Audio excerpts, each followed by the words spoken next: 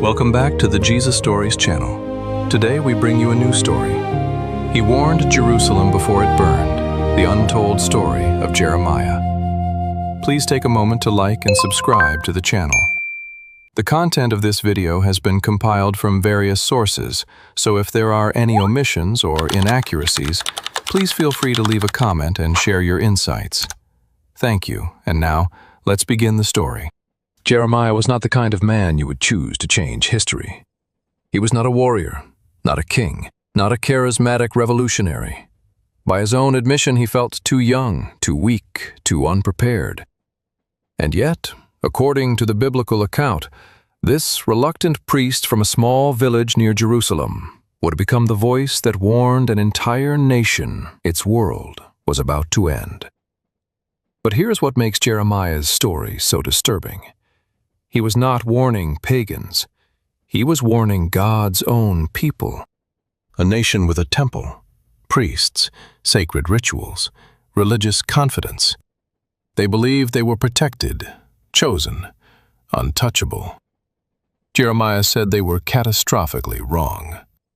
What followed was political collapse, public humiliation, imprisonment, accusations of treason, psychological breakdown, war, exile, and one of the most devastating national disasters in ancient Jewish history. But Jeremiah's story is more than the biography of a prophet.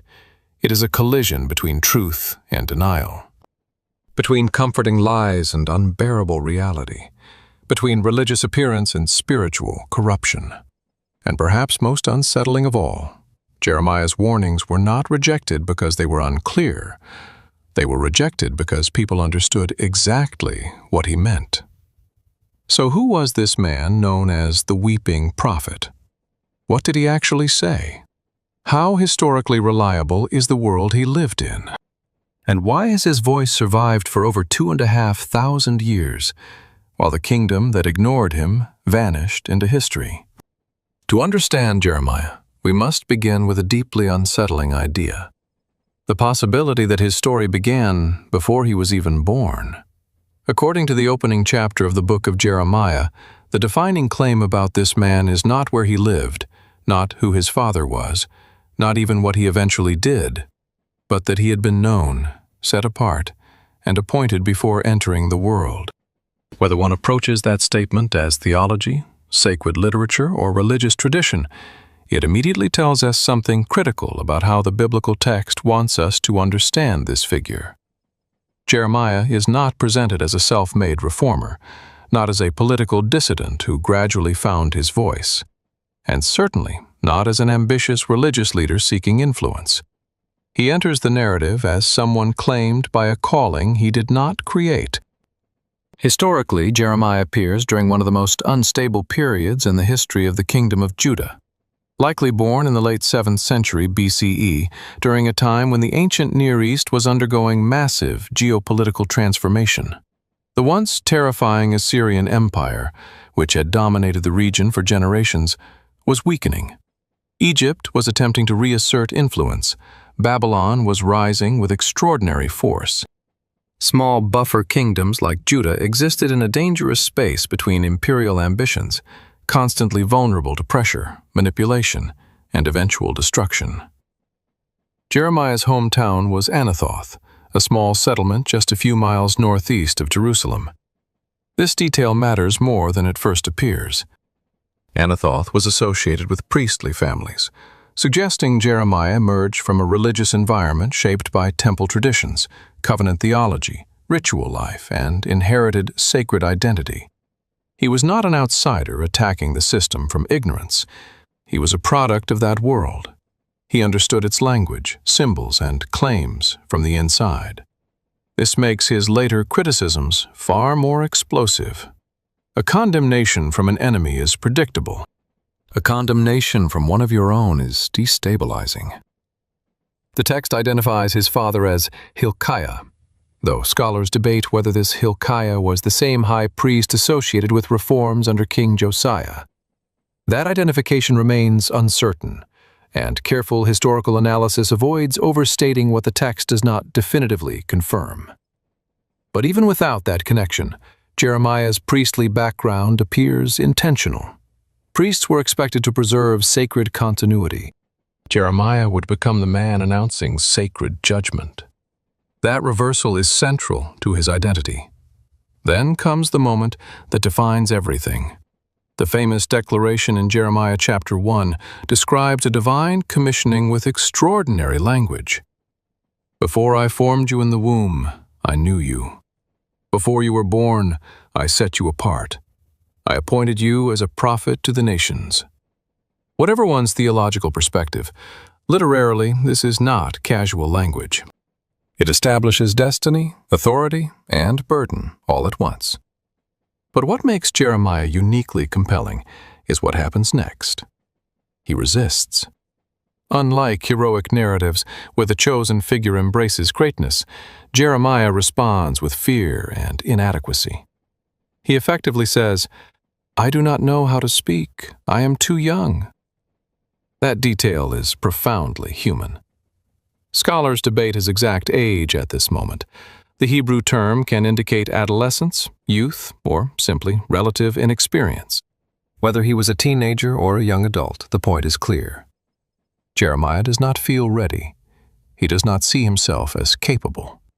And perhaps that is precisely the point the narrative wants to make. The prophet is not validated by self-confidence, but by the force of the commission itself.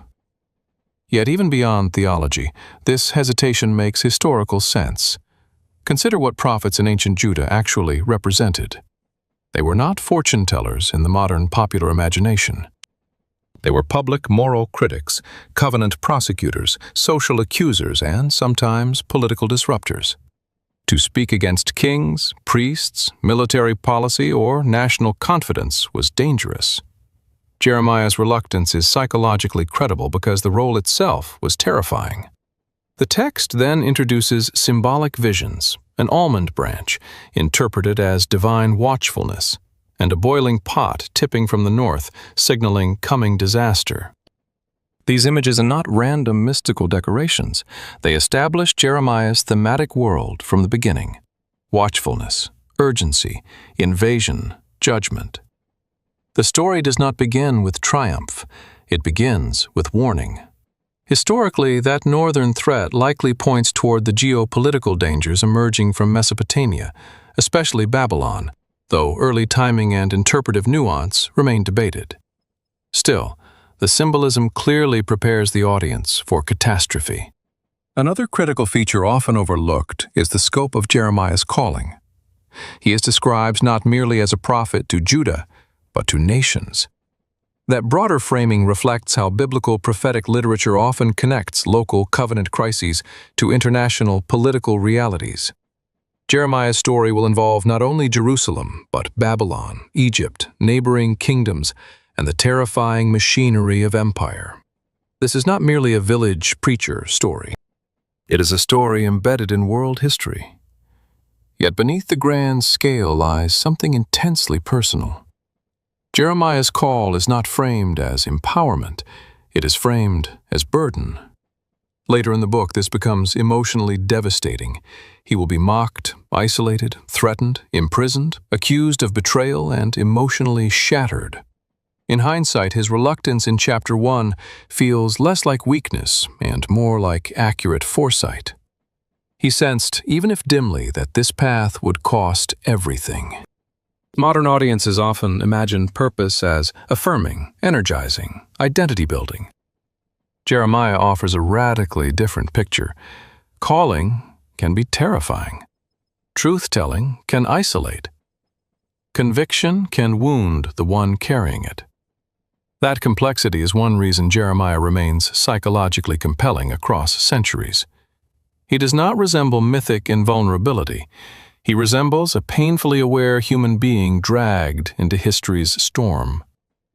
And that is where his real story begins. Not with confidence, not with applause, but with a frightened young priest from a forgotten town being told that the world he knows is about to collapse, and that he will be the one sent to say so. If Jeremiah was the messenger, then we must now understand the world that made his message necessary. because without that context, his warnings can sound abstract, even exaggerated. In reality, Jeremiah emerged in one of the most dangerous political moments in ancient Near Eastern history, when the kingdom of Judah was not simply experiencing internal religious decline, but standing directly in the path of collapsing empires, military realignment, and the violent restructuring of the ancient world. To the average citizen in Jerusalem, daily life may still have felt familiar. Priests served in the temple. Sacrifices continued. Markets operated. Royal authority remained visible, but beneath that appearance of continuity, the geopolitical ground was moving fast. For generations, the Assyrian Empire had been the dominant superpower of the region. Assyria was brutal, efficient, and feared across the ancient world. It had already destroyed the northern kingdom of Israel in 722 BCE, scattering populations and permanently reshaping the political map. Judah survived partly through diplomacy, tribute, and strategic submission. But by Jeremiah's lifetime, Assyria was weakening dramatically. Internal instability, military exhaustion, and growing external pressure had begun to crack its dominance. And in geopolitics, power vacuums are rarely peaceful. As Assyria declined, two major forces moved to fill the gap: Egypt from the southwest and Babylon from the northeast. Judah sat directly between them, a small kingdom trapped between giant powers, strategically valuable but militarily fragile. This is essential to understanding Jeremiah. His story is not merely about spiritual decline. It is also about a state caught in impossible geopolitical realities. During the reign of King Josiah, Judah experienced a temporary period of reform and relative optimism. Josiah is often remembered as one of Judah's more faithful kings, particularly because of the religious reforms associated with the discovery of a law scroll in the temple, often connected by scholars with some form of Deuteronomic tradition. Idolatrous practices were attacked. Centralized worship was emphasized. Covenant renewal language returned. From a biblical perspective, Josiah represented hope, but historically, timing matters. Josiah's reforms happened during Assyria's weakening phase, when imperial control over the region had loosened. This created space for local assertion. But reform in religious symbolism does not necessarily mean transformation in collective consciousness. Jeremiah's later critiques strongly suggest deeper moral and spiritual corruption remained. Public reform and inner renewal are not the same thing. Then came the turning point. In 609 BCE, Josiah confronted Pharaoh Necho II of Egypt at Megiddo, likely attempting to block Egyptian military movement northward as larger imperial struggles unfolded. The result was catastrophic. Josiah was killed. His death was more than a military event. It was a psychological fracture. A reforming king associated with covenant hope died abruptly in geopolitical conflict. For Judah, that must have felt like the collapse of stability itself.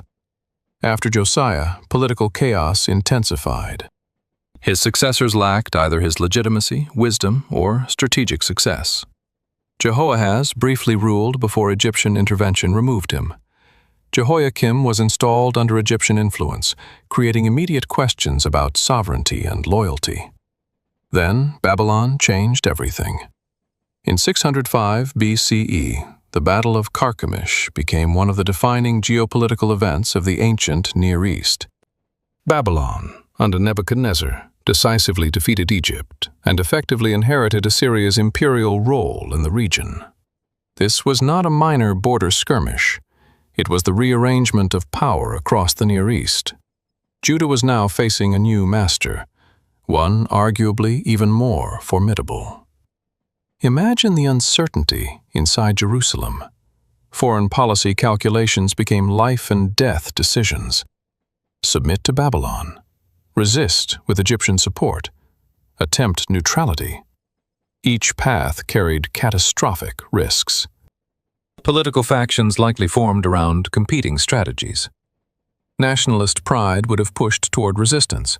Pragmatists may have favored accommodation. Religious voices interpreted events through theological lenses. This is exactly the world Jeremiah enters. And his message was politically explosive because he did not support the kind of resistance rhetoric many wanted to hear.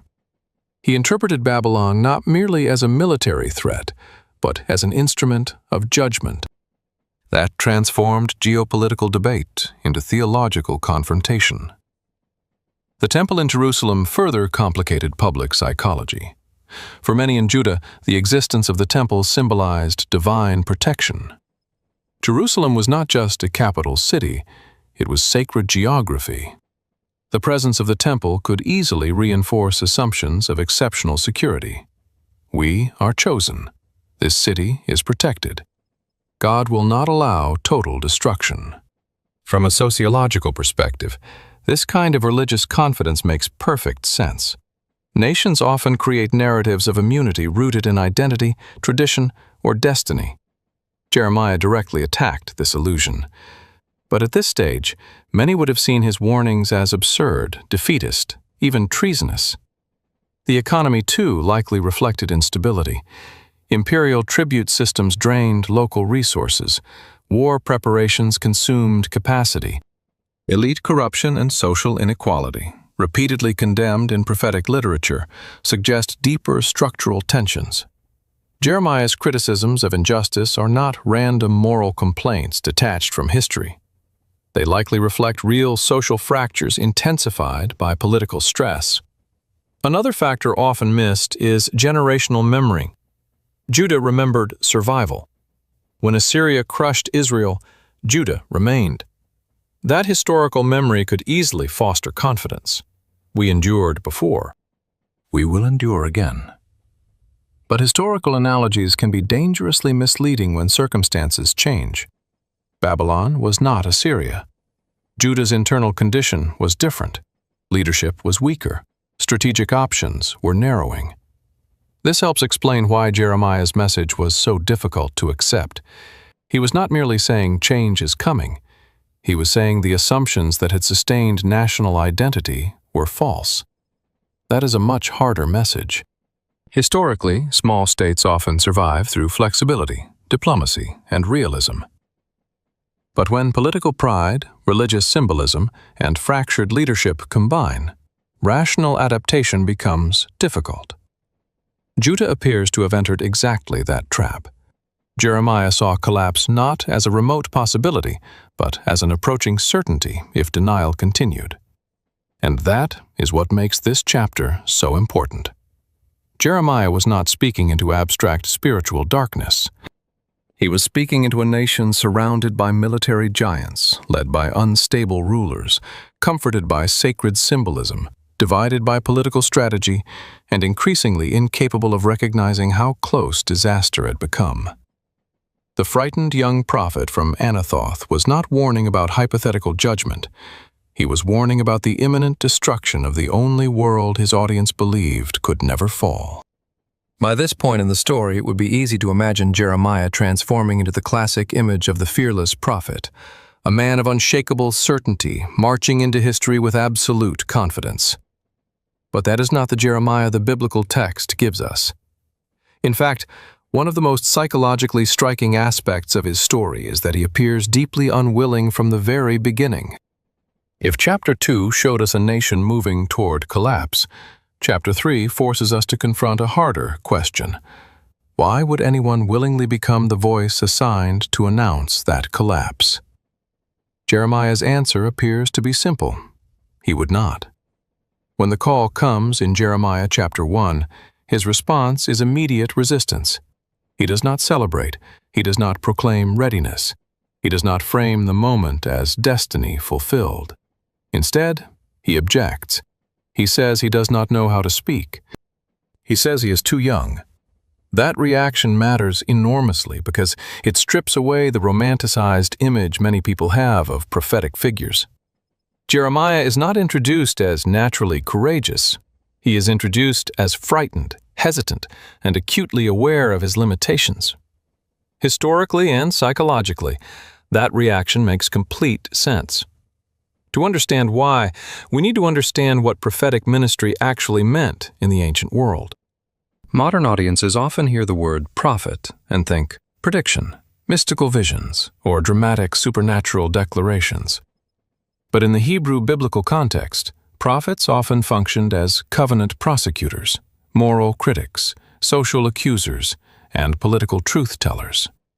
They confronted kings, challenged religious leadership, exposed injustice, declared national failure, and in doing so, they made enemies. This was not a glamorous assignment. It was socially dangerous and politically volatile. Jeremiah seems to understand this almost instinctively.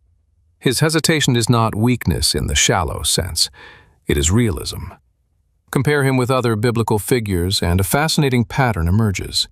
Moses protested that he was not eloquent. Jonah fled entirely. Gideon questioned his adequacy. Even Isaiah, though more dramatically willing, responds first with awareness of personal unworthiness. Biblical calling narratives often include resistance, but Jeremiah's resistance feels unusually intimate. He does not simply doubt the mission, he doubts himself. And that distinction becomes central to his entire character. Unlike larger-than-life heroes who grow into mythic confidence, Jeremiah remains emotionally exposed throughout his story. His vulnerability is not an opening weakness that disappears. It becomes part of his identity. Scholars have long noted that Jeremiah is perhaps the most psychologically transparent prophetic figure in the Hebrew Bible.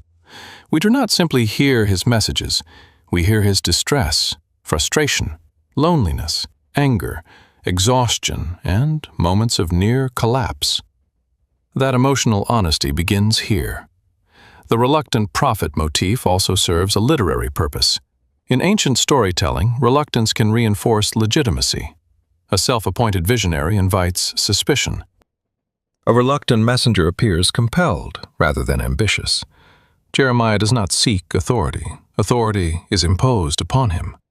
But reducing his reluctance to literary strategy alone would miss the emotional realism in the text.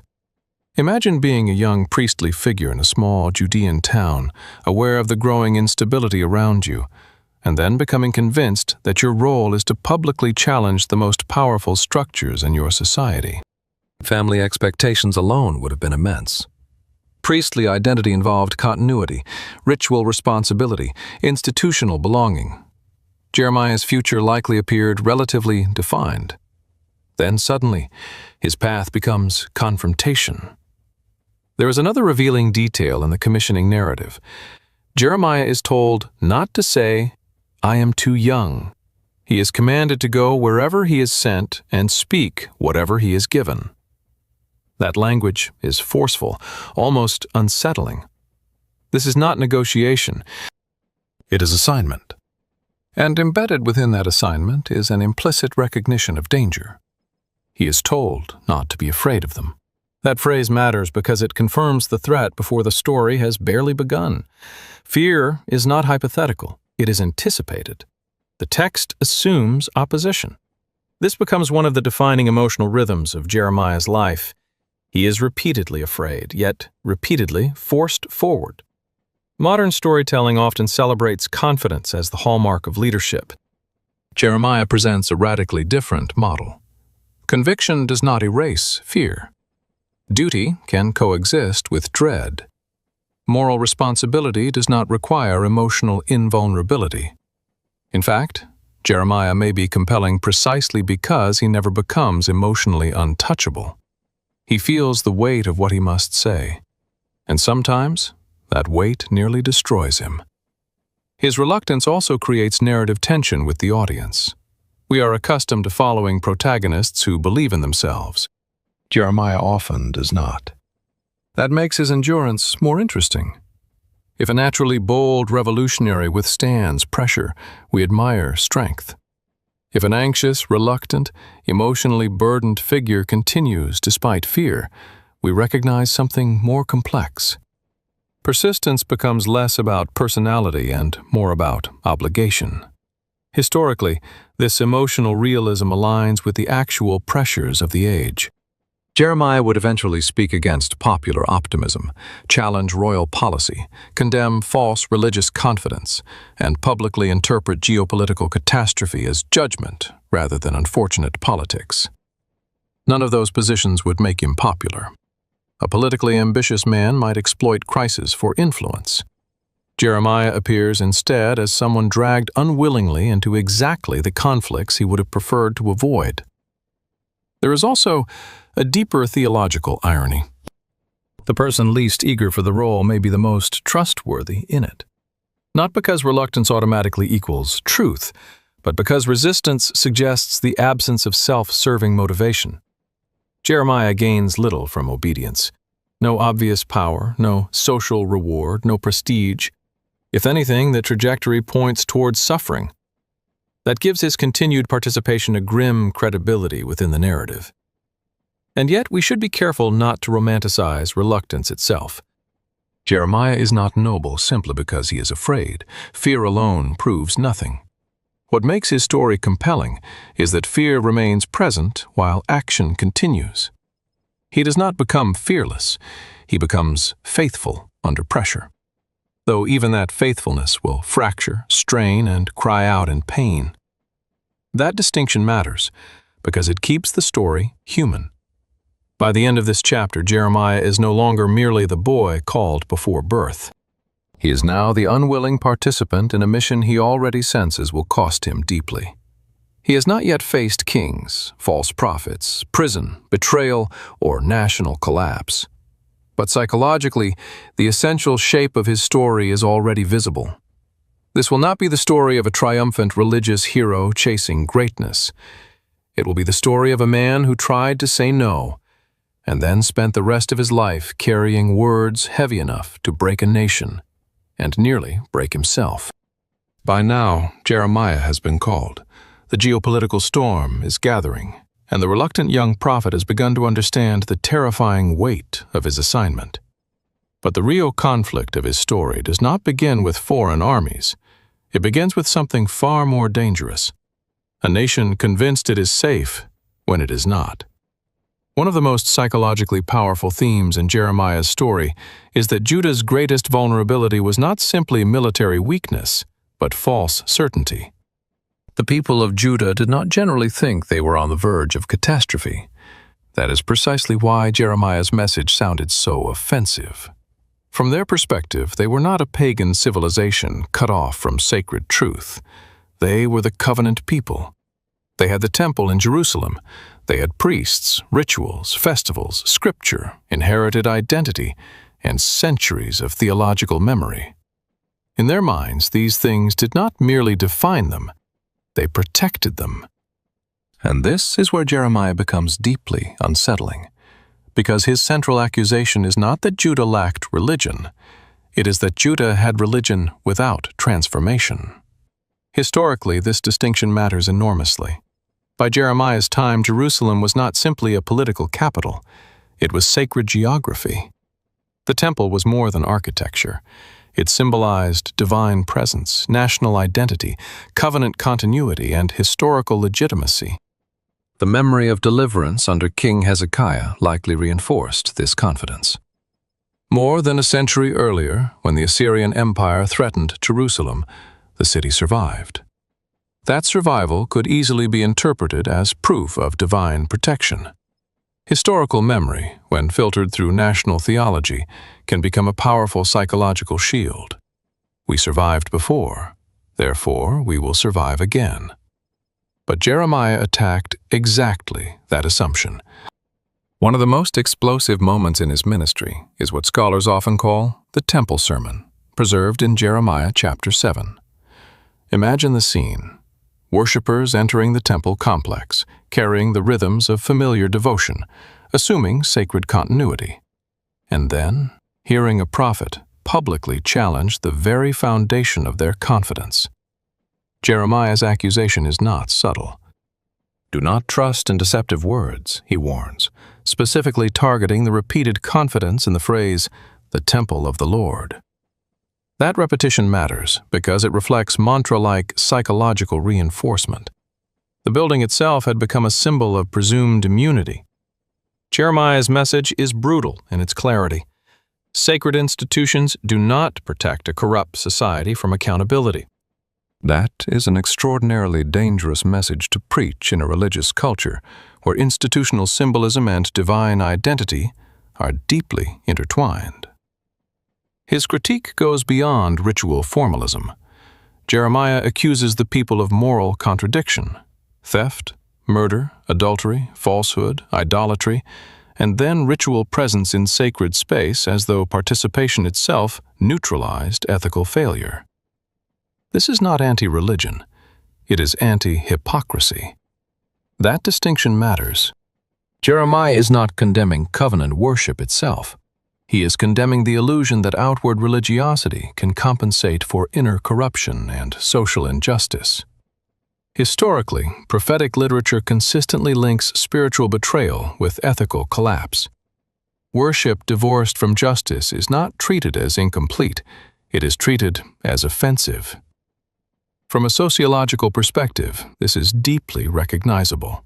Communities often confuse symbolic belonging with actual integrity.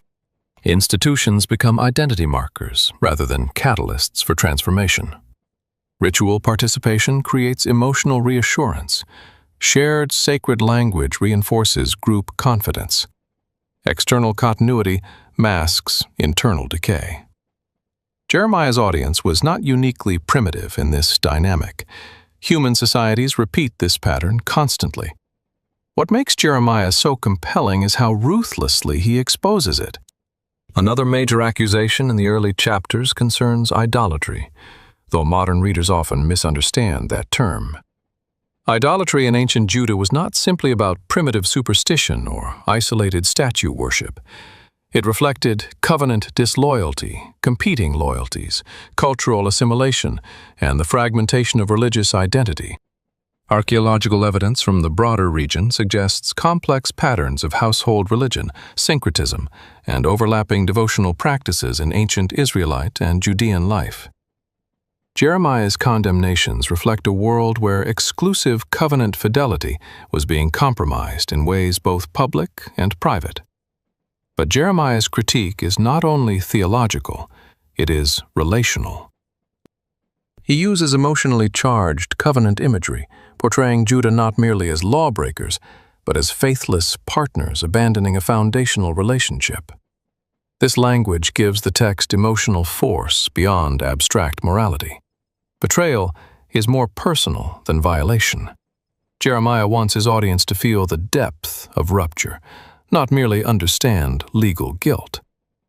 There is also a political dimension beneath the spiritual rhetoric. False security rarely exists in isolation. A nation convinced of divine immunity may make reckless strategic decisions. If leaders believe sacred status guarantees survival, realism becomes harder. Jeremiah's warnings about spiritual deception therefore intersect directly with national policy.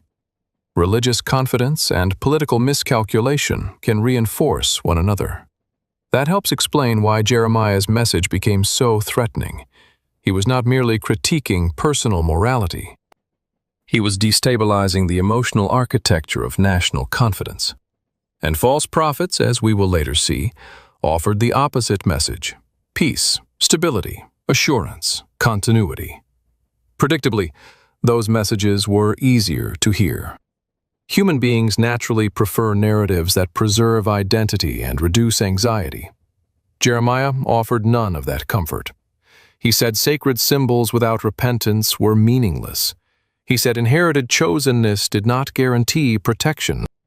He said ritual performance could coexist with profound corruption. These are not popular messages in any era. One of the most devastating rhetorical moves Jeremiah makes is invoking Shiloh, an earlier religious site associated with Israel's worship history. His implication is chilling. If God allowed a previous sacred center to fall, why assume Jerusalem is untouchable? This directly attacks historical exceptionalism.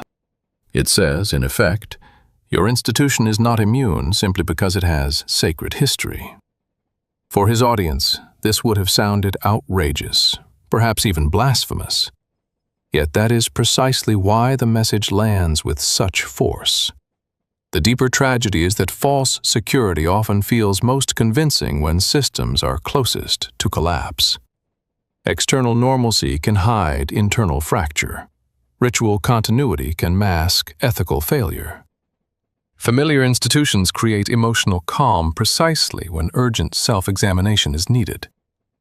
Jeremiah's genius as a prophetic voice lies in his refusal to let appearances dictate reality.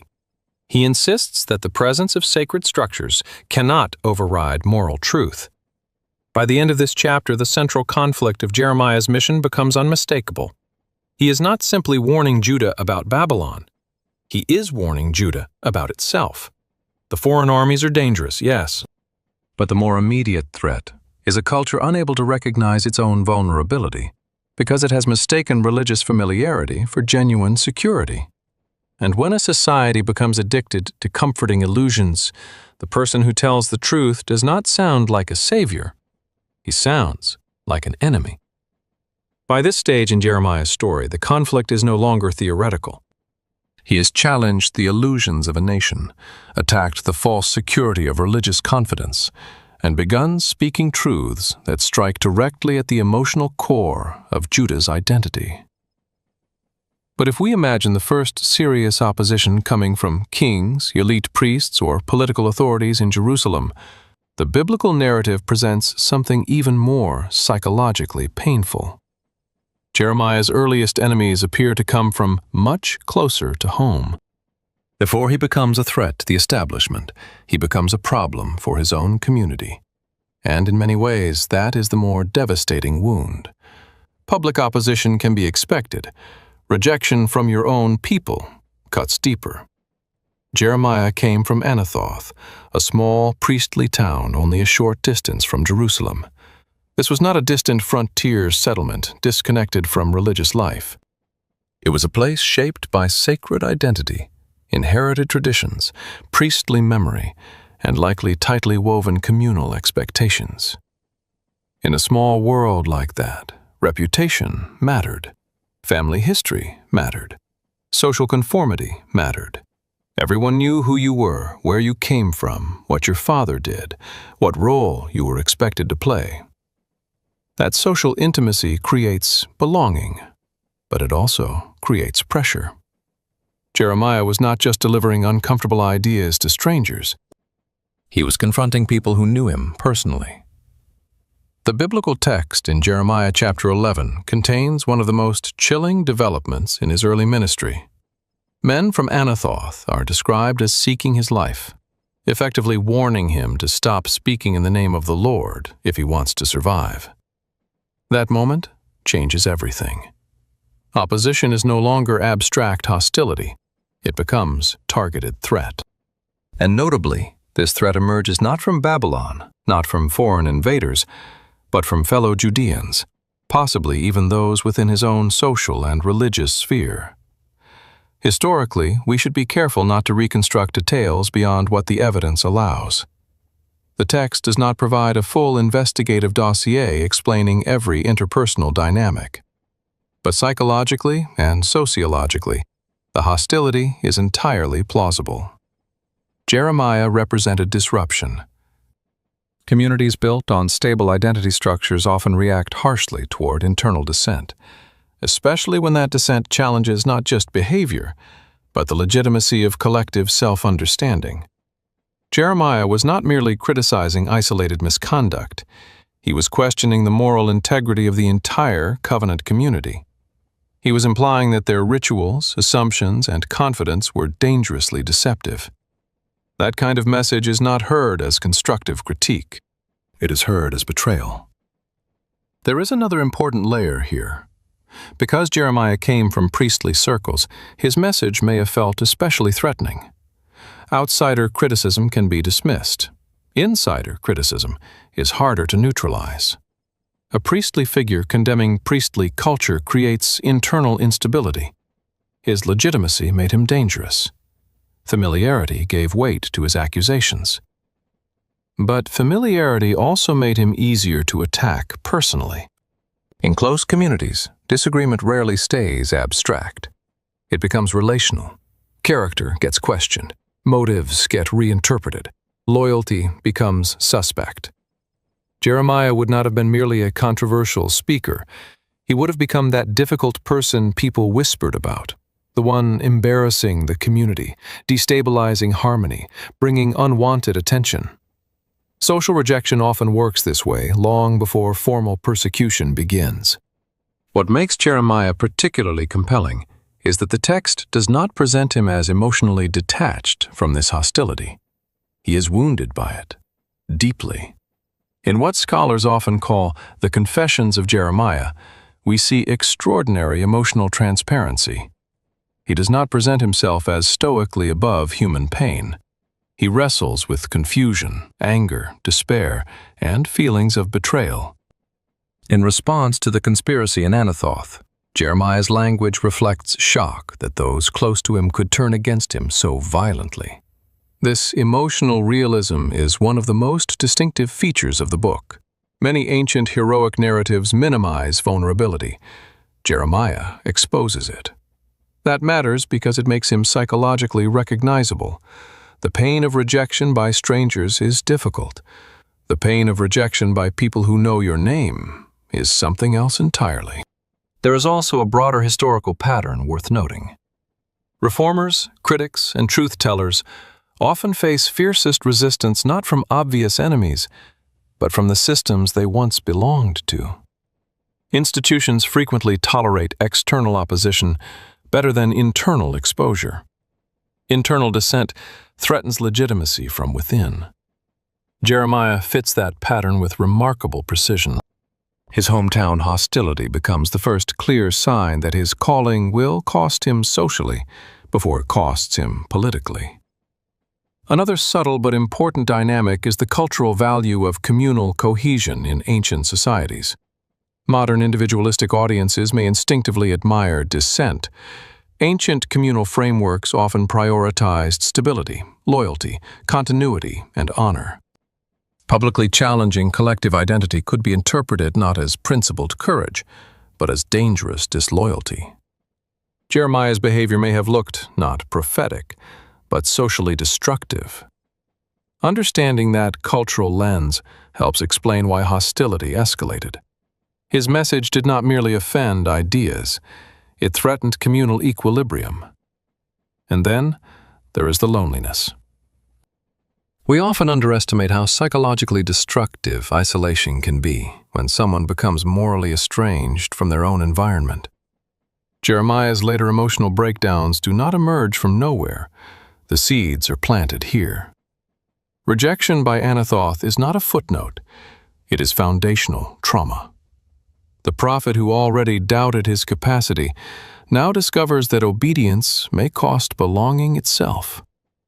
That realization changes a person. There is also a theological tension embedded in this moment. Jeremiah has been called, commissioned, and symbolically assured of divine support. Yet his lived experience immediately includes threat and alienation. This disconnect between calling and comfort is deeply important. The biblical narrative does not suggest obedience guarantees social affirmation. In Jeremiah's case, it appears to guarantee conflict. That makes his story much less sentimental than many modern spiritual narratives. Truth does not automatically produce recognition. Sometimes it produces hostility. Sometimes, first from the people nearest to you. From a storytelling perspective, this chapter serves a crucial function. Until now, Jeremiah's mission has felt ideologically dangerous. Now, it becomes personally costly. The abstract burden becomes relational pain. The prophet is no longer merely confronting national illusions. He is absorbing the emotional consequences of confrontation. By the end of this chapter, Jeremiah has learned one of the hardest lessons of his life. The truth he carries will not simply anger distant authorities one day. It has already turned familiar faces into threats. The young man from Anathoth is beginning to understand that prophetic isolation does not start in prison cells or royal courts. Sometimes it starts in your own hometown, among people who once knew you best. and decide they would rather silence your voice than hear what it has become. By now, Jeremiah has already learned that telling the truth can cost him his community, his reputation, and his emotional stability. But personal rejection in a small priestly town is one thing. Challenging royal power is something else entirely. Because once Jeremiah's message moved beyond local discomfort and began confronting national policy, the stakes changed dramatically. He was no longer merely an unwelcome religious critic. He became a destabilizing voice in the political life of a kingdom under existential threat. And when nations feel cornered, rulers rarely welcome prophets who question their strategy. To understand this collision, we need to remember where Judah now stands. The geopolitical pressures described earlier are no longer distant possibilities. Babylon is rising. Egypt remains a competing force. Judah's kings are making decisions under extraordinary pressure, where every alliance, tribute payment, military posture, and diplomatic calculation could determine survival. In that environment, public messaging matters. National morale matters. Political unity matters. A prophet declaring judgment, questioning confidence, and suggesting submission to foreign power could easily be seen not as spiritually insightful, but politically dangerous. Jeremiah's confrontation with the monarchy unfolds across multiple reigns, which makes his story particularly complex. He ministers through the final decades of Judah's existence, spanning kings with very different personalities, capacities, and political instincts. But one name becomes especially central in the escalation of conflict: King Jehoiakim. If Josiah represented reformist hope, Jehoiakim increasingly represents political resistance, elite arrogance, and hostility toward Jeremiah's message. Historically, Jehoiakim ruled during an extraordinarily unstable period after Josiah's death, when Judah's sovereignty was increasingly constrained by larger imperial struggles. He had reason to be politically anxious. But anxiety does not automatically produce wisdom. Jeremiah's message during this era was profoundly unsettling because it directly contradicted what many leaders likely wanted to project. He warned that Judah's moral corruption and political defiance would end in catastrophe. More explosively, he framed Babylon not merely as an enemy, but as an instrument within divine judgment. That is politically radioactive language. Imagine hearing a public figure in a threatened capital city argue that the advancing foreign superpower may not simply be an aggressor, but part of a larger, unavoidable reckoning. Nationalists would hear surrenderism. Political elites would hear subversion. Royal advisors would hear strategic demoralization. Jeremiah's message did not fit wartime leadership psychology. One of the most dramatic episodes comes through the story of the prophetic scroll in Jeremiah chapter 36.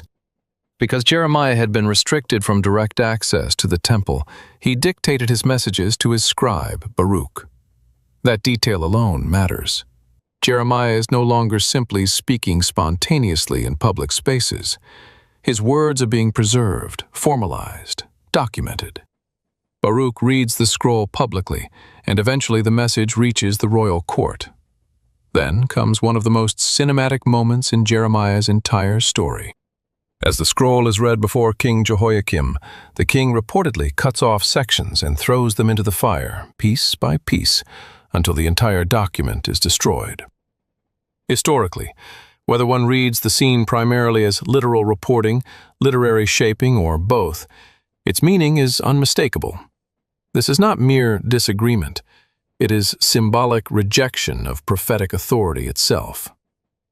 The image is unforgettable, a king literally burning the written warning he does not want to hear. From a psychological perspective, the act is revealing. Leaders under pressure often seek control over narrative. Destroying the message becomes an attempt to destroy the threat it represents. If the prophecy is false, it can be ignored. If it is politically dangerous, it can be suppressed. If it is emotionally intolerable, it can be symbolically erased. But Jeremiah's story refuses that logic. The message is rewritten. Burning the scroll does not eliminate the warning. This is one of the most powerful themes in the narrative. Power can suppress voices temporarily. It cannot automatically control reality. Jehoiakim's hostility also reveals a deeper conflict between prophetic critique and royal legitimacy. Ancient kings were not merely administrators. They embodied national continuity, political order, and often theological symbolism. To challenge royal leadership during crisis could be interpreted as threatening the survival of the state itself. Jeremiah was not offering mild reform suggestions. He was exposing systemic failure. That kind of confrontation rarely ends politely. Yet, Jehoiakim was not Jeremiah's only royal conflict. Later, under King Zedekiah, the dynamic becomes even more psychologically complex. Unlike Jehoiakim's overt hostility, Zedekiah appears more conflicted, weaker, perhaps more internally divided. He consults Jeremiah privately at times, suggesting curiosity or fear, but lacks the political strength or conviction to fully act on what he hears. This creates a different kind of tragedy. A hostile king is dangerous. A weak king in crisis may be equally dangerous. Zedekiah seems caught between competing factions, nationalist pressure, geopolitical fear, and the disturbing possibility that Jeremiah may actually be right.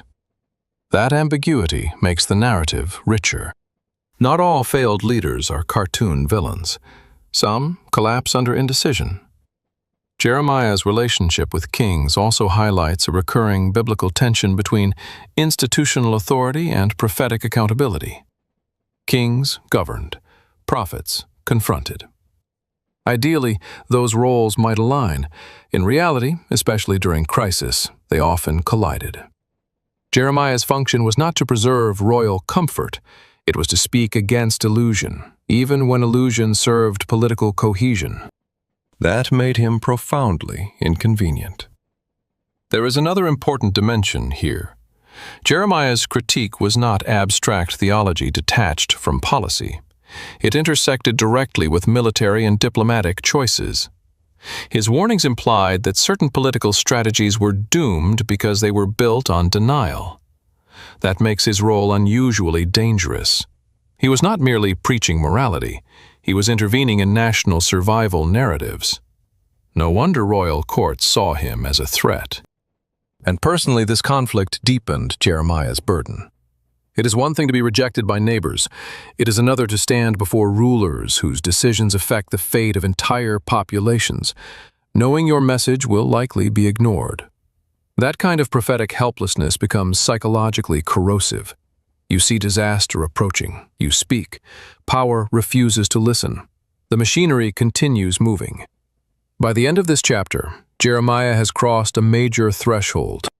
He is no longer simply the isolated critic from Anathoth. He is now in direct collision with the highest political authority in Judah. Kings burn his words. Leaders fear his influence. National strategy increasingly diverges from his warnings.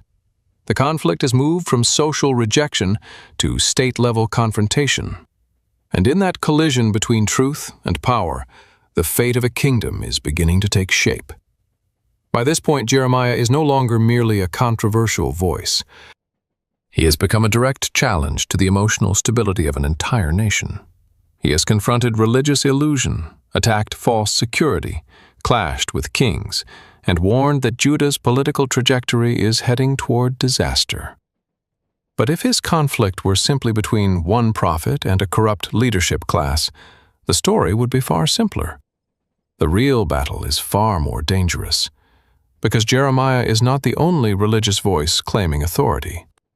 He is competing against other prophets who sound far more hopeful, far more reassuring, and far more appealing to a frightened population.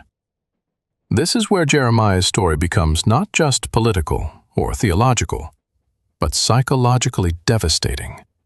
Because the most dangerous lies are rarely the ones people instantly recognize as lies. They are the ones that sound like salvation. In the modern imagination, false prophets are often caricatured as obviously manipulative frauds. But the biblical world presents something much more complicated. Not every rival voice appears cynical or deliberately deceptive. Some may have genuinely believed their own messages. Others may have interpreted events through different theological assumptions. The conflict is not always between sincerity and bad faith. Sometimes it is between competing interpretations of reality. That complexity makes the confrontation far more compelling. Jeremiah was not simply arguing against obvious villains. He was arguing against messages many people desperately wanted to believe. The most famous confrontation comes in Jeremiah chapter 28, involving the prophet Hananiah. The historical setting is crucial. Babylon's pressure over Judah is intensifying. Political uncertainty is everywhere. Fear hangs over Jerusalem. In that atmosphere, prophetic reassurance would be emotionally irresistible. Hananiah publicly declares that Babylonian domination will be broken, temple vessels will be restored, and exiles will return quickly. This is exactly the kind of message a traumatized nation longs to hear. Restoration, reversal, vindication, fast deliverance, national dignity preserved. Compare that to Jeremiah's message. Submission, judgment, long-suffering, consequences, no immediate rescue. Which voice would most people prefer? The answer is obvious. This is what makes the conflict so relevant across eras. Human beings are not naturally drawn toward painful truth. We are often drawn toward emotionally satisfying narratives that preserve identity, reduce anxiety, and protect hope. Hananiah's message offered psychological relief. Jeremiah offered emotional devastation. The confrontation becomes intensely symbolic when Hananiah takes Jeremiah's wooden yoke, a prophetic sign of Babylonian domination, and breaks it publicly.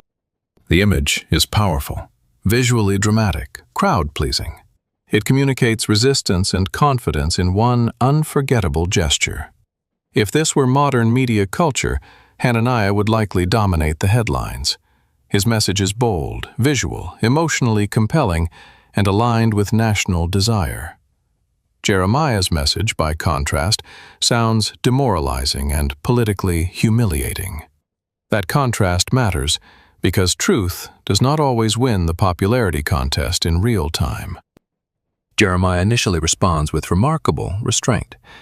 In fact, he expresses what sounds almost like hope that Hananiah might be right. That detail is deeply important. Jeremiah is not emotionally invested in suffering for its own sake. He is not a doom-obsessed figure enjoying catastrophe. If peace and restoration were truly imminent, he would welcome it. But then comes the devastating challenge. The issue is not what people want to happen, but what is true. This is the heart of the false prophet conflict. Competing emotional outcomes do not determine reality. Eventually, Jeremiah returns with a sharper message. The broken wooden yoke will be replaced by an iron one. The burden will become heavier, not lighter. Historically, whether every narrative detail is read literally or with literary shaping, the thematic message is unmistakable. Symbolic defiance does not alter geopolitical reality. Emotional performance does not cancel consequences. Public confidence does not automatically produce deliverance. This conflict also reveals something profound about the role of religion in national crisis. Religious language can either deepen moral clarity or reinforce collective denial. Prophetic speech is not automatically truthful simply because it invokes God. That distinction is one of Jeremiah's most enduring lessons. Sacred vocabulary can be used to comfort, manipulate, mislead, or sincerely misinterpret events. Audiences must discern, not merely react. There is a broader sociological dimension here as well. In times of uncertainty, communities often reward certainty over nuance. Jeremiah offers painful complexity. Hananiah offers simple reassurance. Simplicity is emotionally easier to consume. Crisis amplifies that tendency. Fear creates hunger for clarity, even false clarity. Leaders who project confidence often gain influence regardless of accuracy. Jeremiah's world was ancient, but the psychology is timeless. Another reason false prophets proved persuasive is that Jeremiah's message appeared to contradict cherished theological assumptions. If Judah was the covenant people, if Jerusalem held sacred significance, if divine promises mattered, then total humiliation seemed unthinkable. Rival prophets could plausibly frame Jeremiah as faithless, defeatist, or spiritually compromised. From their perspective, optimism may have seemed more faithful than surrender. That ambiguity makes the conflict richer. Not everyone rejecting Jeremiah necessarily saw themselves as rejecting truth. Some may have believed they were defending it. Yet Jeremiah consistently returns to a core criterion: alignment between moral reality and prophetic claims. Messages of peace without confronting corruption are, in his framework, dangerously dishonest. Hope detached from truth becomes deception. This is why Jeremiah's battle with false prophets is not merely doctrinal disagreement. It is a war over perception itself. What story will the nation believe about its condition? What emotional narrative will define public consciousness? What interpretation of reality will shape political action?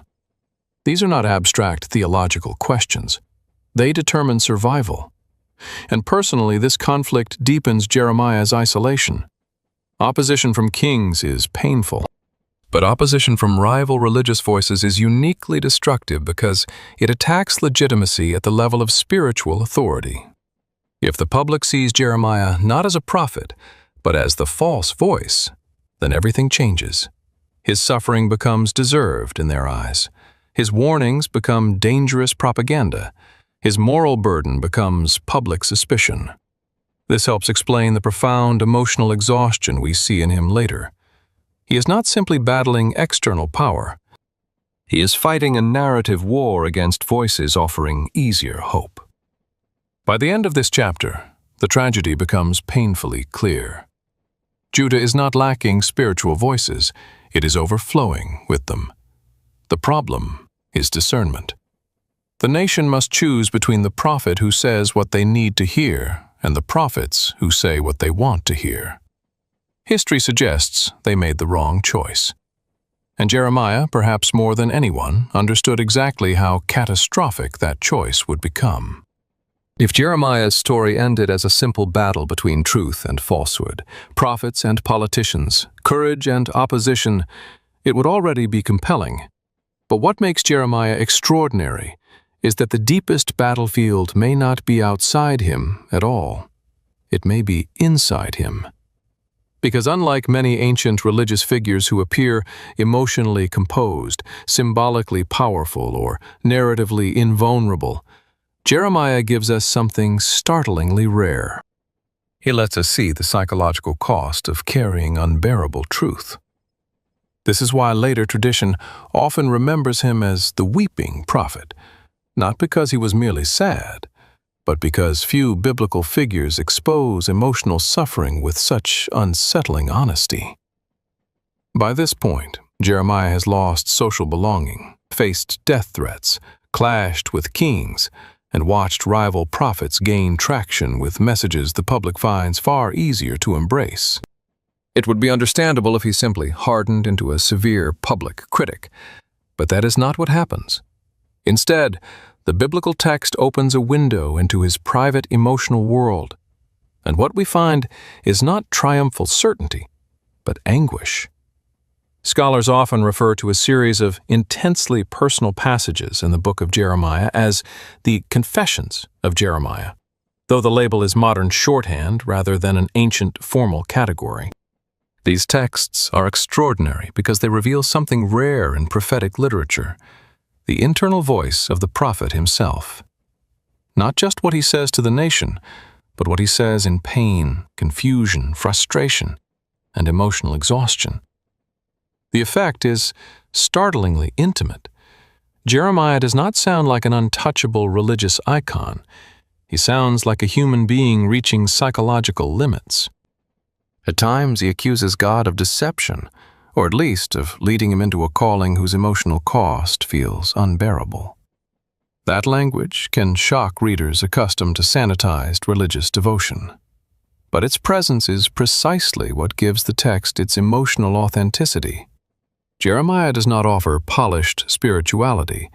He offers raw struggle. He speaks of becoming a laughingstock, of being mocked all day, of feeling trapped by the very message he carries. One of the most famous moments captures the paradox perfectly. He says that if he resolves not to speak in the divine name anymore, the message becomes like fire shut up in his bones, exhausting him until he cannot contain it. This is not the language of serene inspiration. It is the language of compulsion under emotional strain.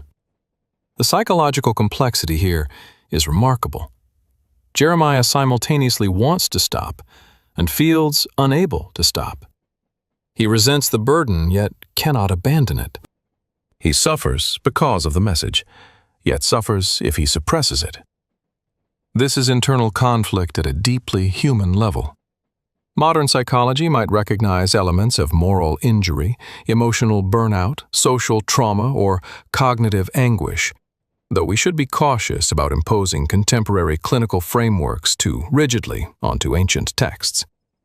Still, the emotional reality is unmistakable.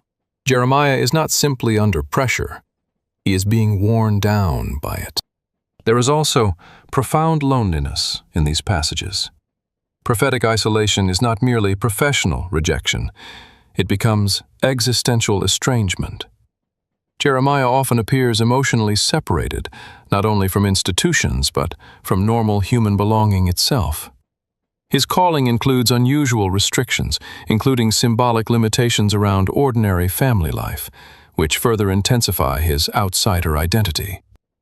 Whether interpreted literally, symbolically, or both, the narrative constructs Jeremiah as a profoundly isolated figure. That isolation matters because human resilience is rarely infinite without relational support. The emotional burden becomes heavier when carried alone. Yet, Jeremiah's grief is not only personal. Some of the most haunting moments in the book reflect sorrow over Judah itself. He is not a detached analyst coldly predicting destruction. He mourns the people he condemns. This paradox is crucial. Jeremiah's harshest warnings emerge not from hatred, but from heartbreak. That emotional complexity makes him psychologically credible. Pure rage would flatten the character. Pure detachment would make him inhuman. But grief, intertwined with judgment, feels real. He sees disaster coming and cannot stop it. He watches denial harden. He hears false reassurance gaining ground. He understands what Babylon means. And he mourns before the catastrophe fully arrives. That anticipatory grief gives Jeremiah unique emotional depth. In some passages, his language becomes intensely poetic, almost overwhelming in its sorrow. He longs for endless tears. He imagines weeping day and night for the slain of his people. Whether read devotionally, literarily, or historically, the emotional force is unmistakable. This is not merely prediction, it is lament. And lament changes how we interpret him. The stereotype of the judgment prophet as emotionally severe collapses here. Jeremiah does not relish catastrophe, he grieves it. Another deeply revealing feature is his emotional volatility. Jeremiah can move from despair to trust, accusation to prayer, exhaustion to renewed speech. That instability is not narrative weakness. It is psychological realism. Human emotional life under extreme stress rarely progresses in clean, linear patterns. People oscillate. They rage, recover, doubt, hope, collapse, continue.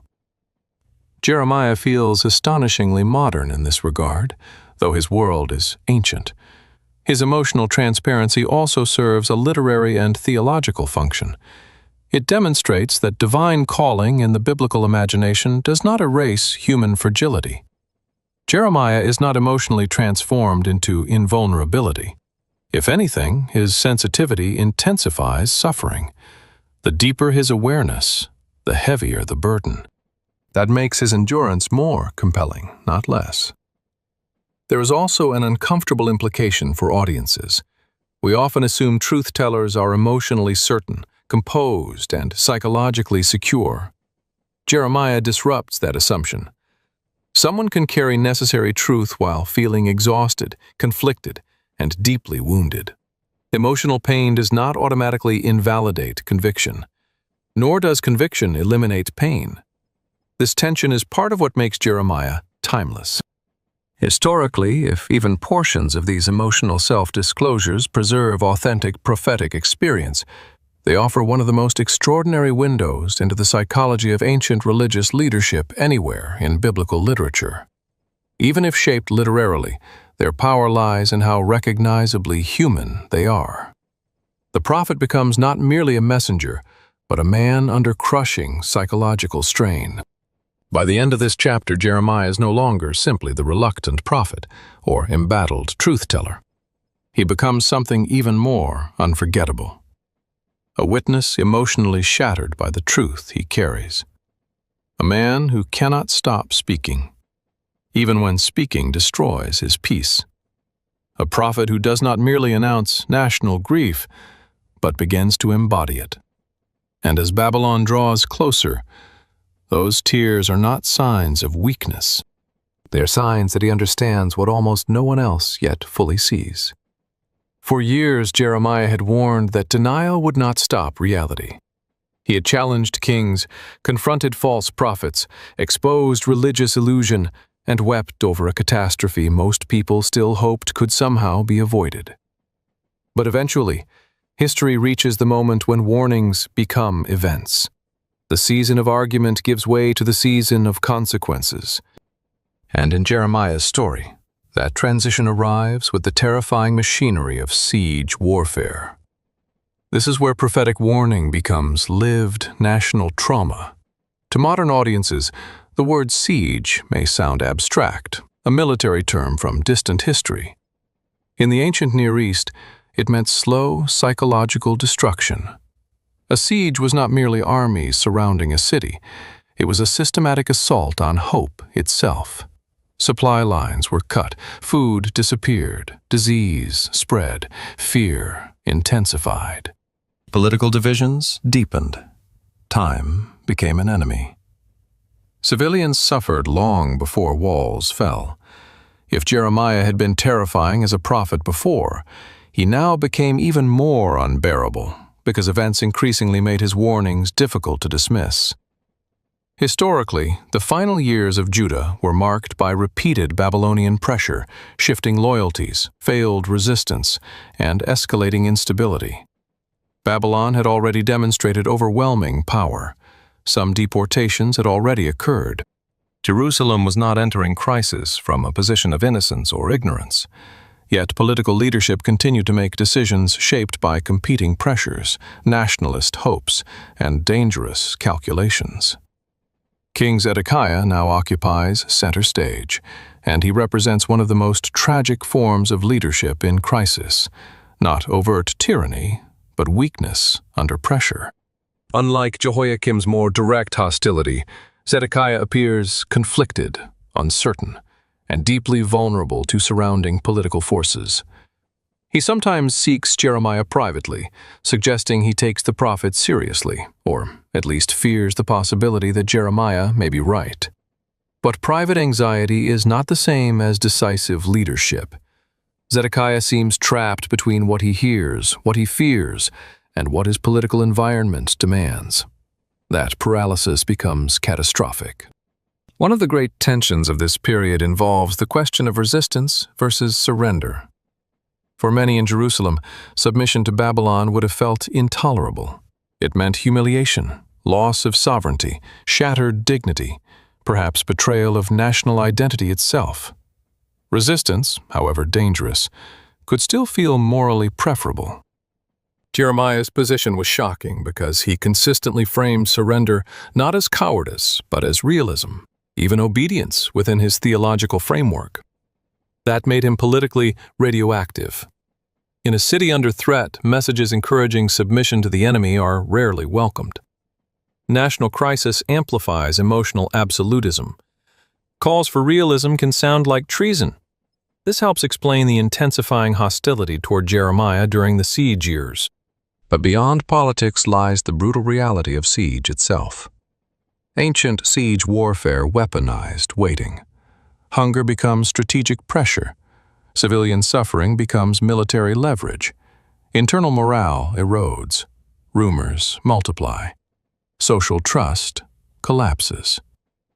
The biblical tradition, especially through related texts like Lamentations and historical narratives, preserves memories of extraordinary suffering associated with Jerusalem's destruction.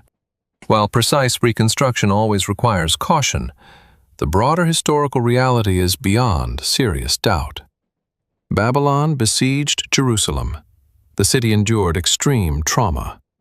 Jeremiah had warned about exactly this kind of outcome. Imagine the psychological effect inside Jerusalem as events unfolded. At first, denial. Surely relief will come. Egypt may intervene. Babylon may withdraw. God will protect the city. False assurances do not disappear instantly just because danger becomes visible. Human beings cling to hope, especially when alternatives are unbearable. But siege has a cruel way of stripping illusions. Every passing week makes denial harder. Every empty storehouse becomes an argument. Every failed rumor becomes emotional damage. And somewhere within that collapsing city is Jeremiah, the man who had said this was coming. That position is emotionally complex beyond easy simplification. Being right in catastrophe is not triumph. It is burden. Jeremiah is not vindicated in the shallow sense. He is watching the destruction of the very society he tried to warn. His theological interpretation does not shield him from grief. If anything, it intensifies the horror. He sees meaning in the disaster, but meaning does not erase suffering. Another important dimension is the factionalism inside Jerusalem. Cities under siege do not become emotionally unified simply because danger is external. Pressure often magnifies internal division. Competing political strategies harden. Accusations intensify. Suspicion grows. Who caused this? Who can save us? Who is loyal? Who is undermining morale? In such environments, Jeremiah's presence becomes even more destabilizing. His message does not offer motivational resistance rhetoric. It undermines the emotional framework many rely upon to endure. That makes him dangerous, regardless of whether he is correct. Historically, this dynamic is entirely plausible. Societies under existential threat often punish voices perceived as weakening collective resolve. Zedekiah's private consultations with Jeremiah are among the most psychologically revealing scenes in the narrative. The king appears torn between fear of Babylon and fear of his own people. That is a devastating leadership profile. A ruler unable to act decisively because public perception, political faction, and personal anxiety create paralysis. Jeremiah's counsel remains painfully consistent. Submission may preserve life. Resistance will likely destroy the city. But consistency does not make the message easier to accept. In fact, repetition can make unwanted truth feel even more intolerable. The siege also transforms Jeremiah's warnings from future tense into present reality. There is a profound emotional difference between hearing disaster predicted and hearing children cry from hunger within city walls. Abstract prophecy becomes concrete suffering. This is when national myth collides with material fact. Sacred confidence meets military reality. Political slogans meet starvation. The city that believed itself protected begins experiencing collapse from the inside out. And still, the hardest truths are often resisted longest. One of the enduring lessons of Jeremiah's story is that proximity to disaster does not automatically produce clarity. Fear can deepen denial as easily as it can produce realism. Leaders can double down on catastrophic strategies because admitting error feels psychologically impossible. Communities can cling more tightly to symbolic narratives precisely when empirical reality contradicts them. Jeremiah understood this dynamic long before modern psychology gave it language. By the end of this chapter, the storm Jeremiah spent years describing is no longer metaphorical. Babylon is not a distant threat. It is outside the walls. The argument is nearly over. History is delivering its verdict. The city is suffocating under pressure. The king is wavering. Factions are fracturing. And the prophet who once sounded intolerably pessimistic now watches his warnings materialize in stone. Hunger, fear, and fire waiting just beyond the gates. By the time Jerusalem is fully trapped under Babylonian siege, Jeremiah is no longer merely an unpopular prophet. He has become, in the eyes of many, a national threat. This is one of the darkest turning points in his story, because the conflict is no longer about disagreement, ridicule, or ideological opposition. It becomes physical, violent, immediate. The man who spent years warning that catastrophe was coming now finds himself treated as though he is the catastrophe.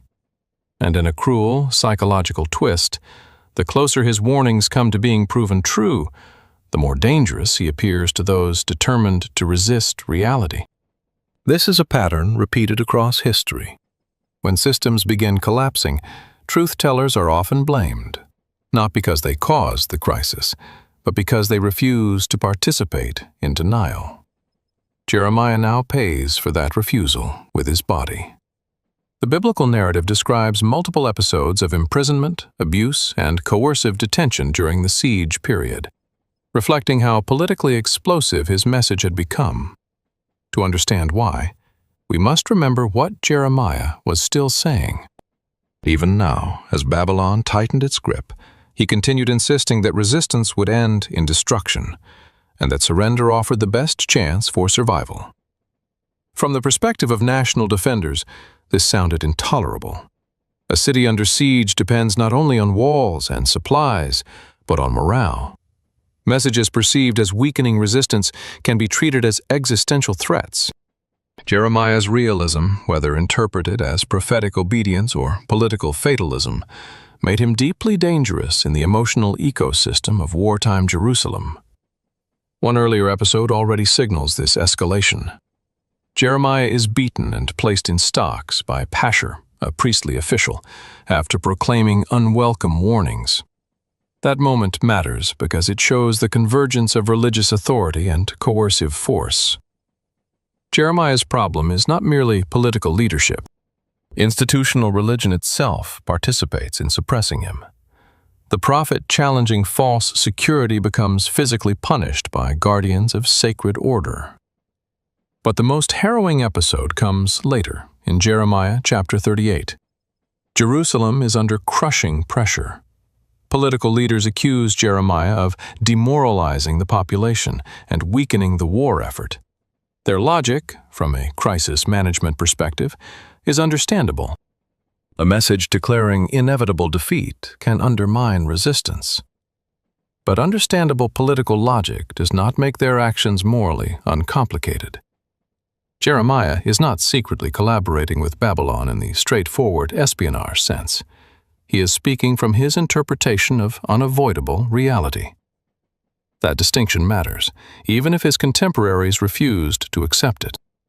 The officials pressure King Zedekiah, arguing that Jeremiah should be put to death because he is discouraging the soldiers and remaining population.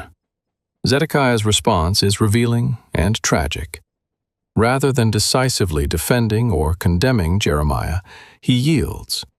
Once again, the king appears weak, politically cornered, unable or unwilling to resist stronger factions around him. This pattern of leadership failure continues to shape the catastrophe. Jeremiah is then lowered into a cistern, essentially a deep water reservoir, though at this point apparently containing mud rather than usable water. The image is unforgettable. The aging prophet sinking into filth, abandoned in darkness, left to die not through formal execution, but through neglect, suffocation, hunger, and slow disappearance. This is not merely imprisonment, it is social disposal. The symbolism is brutal. The man who tried to warn the nation is literally cast into the depths as the nation itself sinks toward destruction. Historically, the precise architectural details of such cisterns varied, but the broader plausibility is entirely credible within ancient urban environments. These were practical structures, not metaphorical inventions detached from real city life. And psychologically, the choice of punishment matters. Public execution creates spectacle. Abandonment in a pit creates erasure. It is a way of removing a problem quietly while preserving plausible distance. Jeremiah's survival in that condition would have been uncertain at best. This is where one of the most extraordinary figures in the narrative appears, Ebed-Melech. His role deserves serious attention. Identified as an Ethiopian or Cushite and associated with the royal household, he intervenes to save Jeremiah, confronting the king and securing permission to rescue him. This moment is remarkable on multiple levels. First, morally. At a moment when many insiders abandon or persecute Jeremiah, an outsider figure acts decisively with compassion and courage. Second, socially. Ancient identity categories were complex, and we should avoid simplistic modern projections. But the narrative intentionally highlights Ebed-Melech's distinct background. That detail matters literarily and ethically. The expected defenders fail. An unexpected actor becomes the rescuer. Third, psychologically. In a collapsing moral environment, individual courage still appears. Not everyone conforms to cruelty. The rescue itself is vivid. Jeremiah is pulled from the cistern using ropes and old cloth padding to protect him physically during extraction. This small, practical detail gives the story extraordinary realism. It is not abstract miracle language. It feels concrete, human, painfully material. Mud, rope, fabric, physical weakness, survival. These details make the suffering tangible. But even rescue does not erase the psychological damage. Imagine Jeremiah's mental state. Years of rejection, public humiliation, emotional breakdown, political hostility, physical abuse. Now, literal abandonment in a pit, while the city around him descends into catastrophe. His resilience becomes astonishing not because he is superhuman, but because he remains psychologically functional at all. And still, after rescue, his message does not fundamentally change. That consistency is extraordinary. Many people under such treatment would adapt, soften, retreat, or seek survival through silence. Jeremiah continues speaking the same hard truth. Whether one views that as prophetic conviction, tragic fixation, or extraordinary moral endurance, it is undeniably remarkable. This chapter also exposes the deeper moral disintegration inside Jerusalem. A society facing external threat is simultaneously consuming itself internally. Instead of unified clarity, we see fear, factional manipulation, leadership weakness, coercion, and the punishment of inconvenient voices. Siege pressure does not simply reveal military vulnerability, it reveals moral fracture. Jeremiah's treatment becomes a mirror for the city's internal condition. The truth-teller is not merely ignored, he is buried. Yet history is moving in his direction, not theirs. By the end of this chapter, Jeremiah has endured one of the most degrading experiences of his life. The weeping prophet has been beaten, imprisoned, abandoned in darkness, and rescued by the courage of an unlikely ally while kings hesitate and officials panic. The physical descent into the pit is more than a dramatic episode. It is the embodiment of everything his story has become. Isolation, rejection, suffering, truth forced downward by power. But the cruel irony is unmistakable. The deeper they push Jeremiah into the mud, the closer Jerusalem itself moves toward the collapse he never stopped trying to prevent. For everything Jeremiah had endured, the deepest horror of his story was never his own suffering. It was this moment. the moment when warning became irreversible reality. The moment when the city that believed itself protected finally collapsed. The moment when centuries of political identity, sacred memory, royal continuity, and covenant confidence shattered under the force of history. The fall of Jerusalem was not merely the destruction of a city, it was the collapse of an entire worldview. And to understand how devastating this moment was, we must resist the temptation to read it as a familiar biblical episode. For the people living through it, this was civilizational trauma. By the late stages of the Babylonian siege, Jerusalem was already exhausted. Hunger, fear, internal instability, collapsing morale, and prolonged military pressure had stripped away illusions. But catastrophic systems do not always fail gradually. Sometimes they fail all at once. According to the biblical historical tradition, after prolonged siege conditions, Babylonian forces finally breached Jerusalem's defenses in 586 BCE, the date most widely associated with the city's destruction, though some chronological details and ancient source traditions remain debated at the margins. The broad event itself, however, stands among the most historically significant crises in ancient Jewish history. The walls failed. The defensive shell collapsed. And with that breach, the logic of resistance disintegrated. King Zedekiah attempted escape under cover of darkness, a desperate act that captures the emotional atmosphere of the moment. This was not strategic retreat. This was collapse. He was captured near Jericho. What followed was brutal. His sons were killed before him, and according to the biblical account, his eyes were then put out before he was taken in chains to Babylon. Whether encountered as sacred history, literary memory, or both, the symbolism is devastating. The final king of Judah sees the destruction of his dynastic future, then loses sight itself.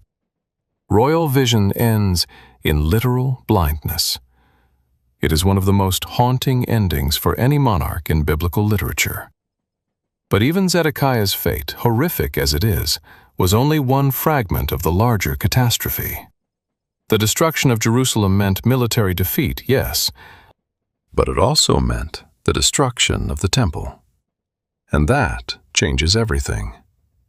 For modern audiences, it can be difficult to fully grasp the emotional and theological magnitude of this event.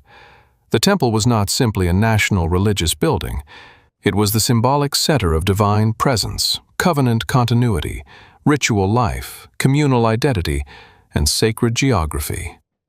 Generations had oriented themselves around its existence. Festivals, sacrifices, priestly systems, national memory, theological imagination, all converged there. Its destruction was not merely strategic loss, it was spiritual shock. If the temple could burn, what did that mean about everything people thought they understood? Babylonian forces reportedly looted sacred objects, destroyed structures, and dismantled the physical heart of Judah's religious world. Archaeology supports the broader reality of destruction layers in Jerusalem from this period, reinforcing the historical seriousness of the catastrophe. Though reconstructing every narrative detail remains a matter of scholarly analysis. Still, the central fact is clear. Jerusalem fell. The temple was destroyed. Judah's world ended. Civilians would have faced unspeakable suffering. Ancient urban conquest was brutal. Starvation during siege was only the beginning. Military breach often meant chaos, violence, displacement, trauma, and the collapse of all ordinary social protections. Related biblical texts preserve memory of profound suffering, grief, and devastation associated with this period. While emotional language in such texts can be poetic, the historical trauma behind them was real. This was not merely political transition. It was collective shattering. And somewhere in the middle of this devastation stands Jeremiah, the man who had spent years trying to prevent exactly this outcome. This is where simplistic interpretations fail. Jeremiah's vindication is not triumphant. He does not stand among ruins with satisfaction saying he was right. That would fundamentally misunderstand him. The prophet of tears is not emotionally rewarded by catastrophe. If anything, this is the fulfillment of his worst fears. He warned because he wanted avoidance, not validation. That distinction matters deeply. One of the most intellectually important aspects of Jerusalem's fall is its theological impact. Ancient Near Eastern political logic often linked military victory to divine superiority. If your city falls, your God appears defeated. If your temple burns, sacred legitimacy appears broken. For Judah, this created enormous theological crisis. Had their God failed? Had covenant promises collapsed? Had national chosenness been illusion? Jeremiah's prophetic framework offers one interpretive answer. The catastrophe was not evidence of divine weakness, but of judgment. Whether one accepts that theology or not, historically the explanatory power of such interpretation mattered profoundly for communal survival. It transformed chaos into narrative, trauma into meaning, collapse into moral history. That interpretive move helped shape later Jewish thought in extraordinary ways. Politically, the monarchy effectively ended. The Davidic royal line lost governing control. Sovereignty disappeared. Judah was no longer functioning as an independent kingdom. The emotional consequences of that cannot be overstated. For generations, political identity had been tied to monarchy, land, temple, and covenant memory. All were now fractured. This was not temporary instability, it was world-ending rupture. Deportation intensified the trauma. Babylonian imperial policy often involved relocating populations, especially elites, administrators, skilled individuals, and strategic segments of society. Exile was not merely geographic displacement. It was identity disruption. Language, culture, ritual continuity, family structures, and national belonging all came under pressure. The people who survived physically still faced existential dislocation. Jeremiah's long warnings about judgment had culminated not in abstract theological lessons, but in burned stone, broken dynasties, displaced families, and shattered certainty. Yet, paradoxically, Jerusalem's destruction also becomes one of the most formative moments in biblical history. Catastrophe forces reinterpretation. Theology evolves under trauma. Identity reconstructs under exile. Sacred memory becomes textual, portable, reflective. In a profound sense, destruction becomes a turning point in religious history far beyond Jeremiah's immediate world. But in the moment itself, none of that future meaning would erase present agony. By the end of this chapter, the kingdom Jeremiah knew is gone. The city has fallen, the temple has burned, the king is broken, the people are scattered. The illusions he spent years attacking have collapsed under military reality. But the emotional question remains haunting. If Jeremiah was right about destruction, what could possibly remain after everything sacred seems to have been reduced to ash? After the destruction of Jerusalem, it would be natural to assume Jeremiah's story becomes one long meditation on loss. The city has fallen, the temple has burned, the monarchy has collapsed, families are shattered, national identity lies in ruins. In that emotional landscape, most people would expect either despair or promises of immediate restoration. But Jeremiah offers something far stranger, and in many ways far more difficult to accept. He tells the exiles to build a life in the very place of their humiliation. This may be one of the most misunderstood moments in his entire story, especially in modern culture where isolated verses are often transformed into motivational slogans detached from historical context. In reality, Jeremiah's message to the exiles is psychologically demanding, politically disruptive, and theologically radical. To understand its force, we must first remember the human reality of exile. Deportation in the ancient world was not simply relocation. It was a strategy of imperial control. Populations were displaced to weaken resistance, disrupt identity, fracture elite power structures, and integrate conquered peoples into imperial systems. For those taken to Babylon, exile was not an exciting new chapter. It was disorientation, grief, cultural rupture, and profound uncertainty. Home was gone. Sacred geography was gone. Familiar structures were gone. Many likely expected or desperately hoped that this displacement would be brief. That expectation created fertile ground for hopeful prophetic claims promising quick reversal. And this is exactly where Jeremiah intervenes. In Jeremiah chapter 29, he sends a letter to the exiles with instructions that must have sounded astonishing. Build houses, live in them, plant gardens, eat their produce, marry, have children. Let your families grow. Seek the welfare of the city where you have been sent. Pray for it, because in its welfare you will find your own. This is one of the most radical messages in the prophetic tradition. Jeremiah is not calling for emotional surrender in the shallow sense. He is calling for adaptive endurance in reality. The trauma is real. The loss is real. But denial will not restore what has been destroyed. False hope will not shorten history. Life must continue inside exile, not merely after it. That is psychologically profound. Human beings under trauma often survive by imagining immediate escape. That instinct is understandable. Hope can preserve emotional functioning. But false hope can also delay adaptation. Jeremiah's message forces the exiles to confront an unbearable truth. This is not temporary inconvenience. This is the world you now inhabit. Live accordingly. No wonder rival voices opposed him. False prophets among the exiles were reportedly offering a very different message. Quick return, fast restoration, national reversal. Emotionally, that message was far easier to love. Jeremiah's counsel sounded like capitulation. Imagine hearing that after losing your homeland. Build houses in Babylon, raise children there, pray for the empire that conquered you. For traumatized listeners, this could sound almost offensive. Yet that is what makes the message so historically and psychologically powerful.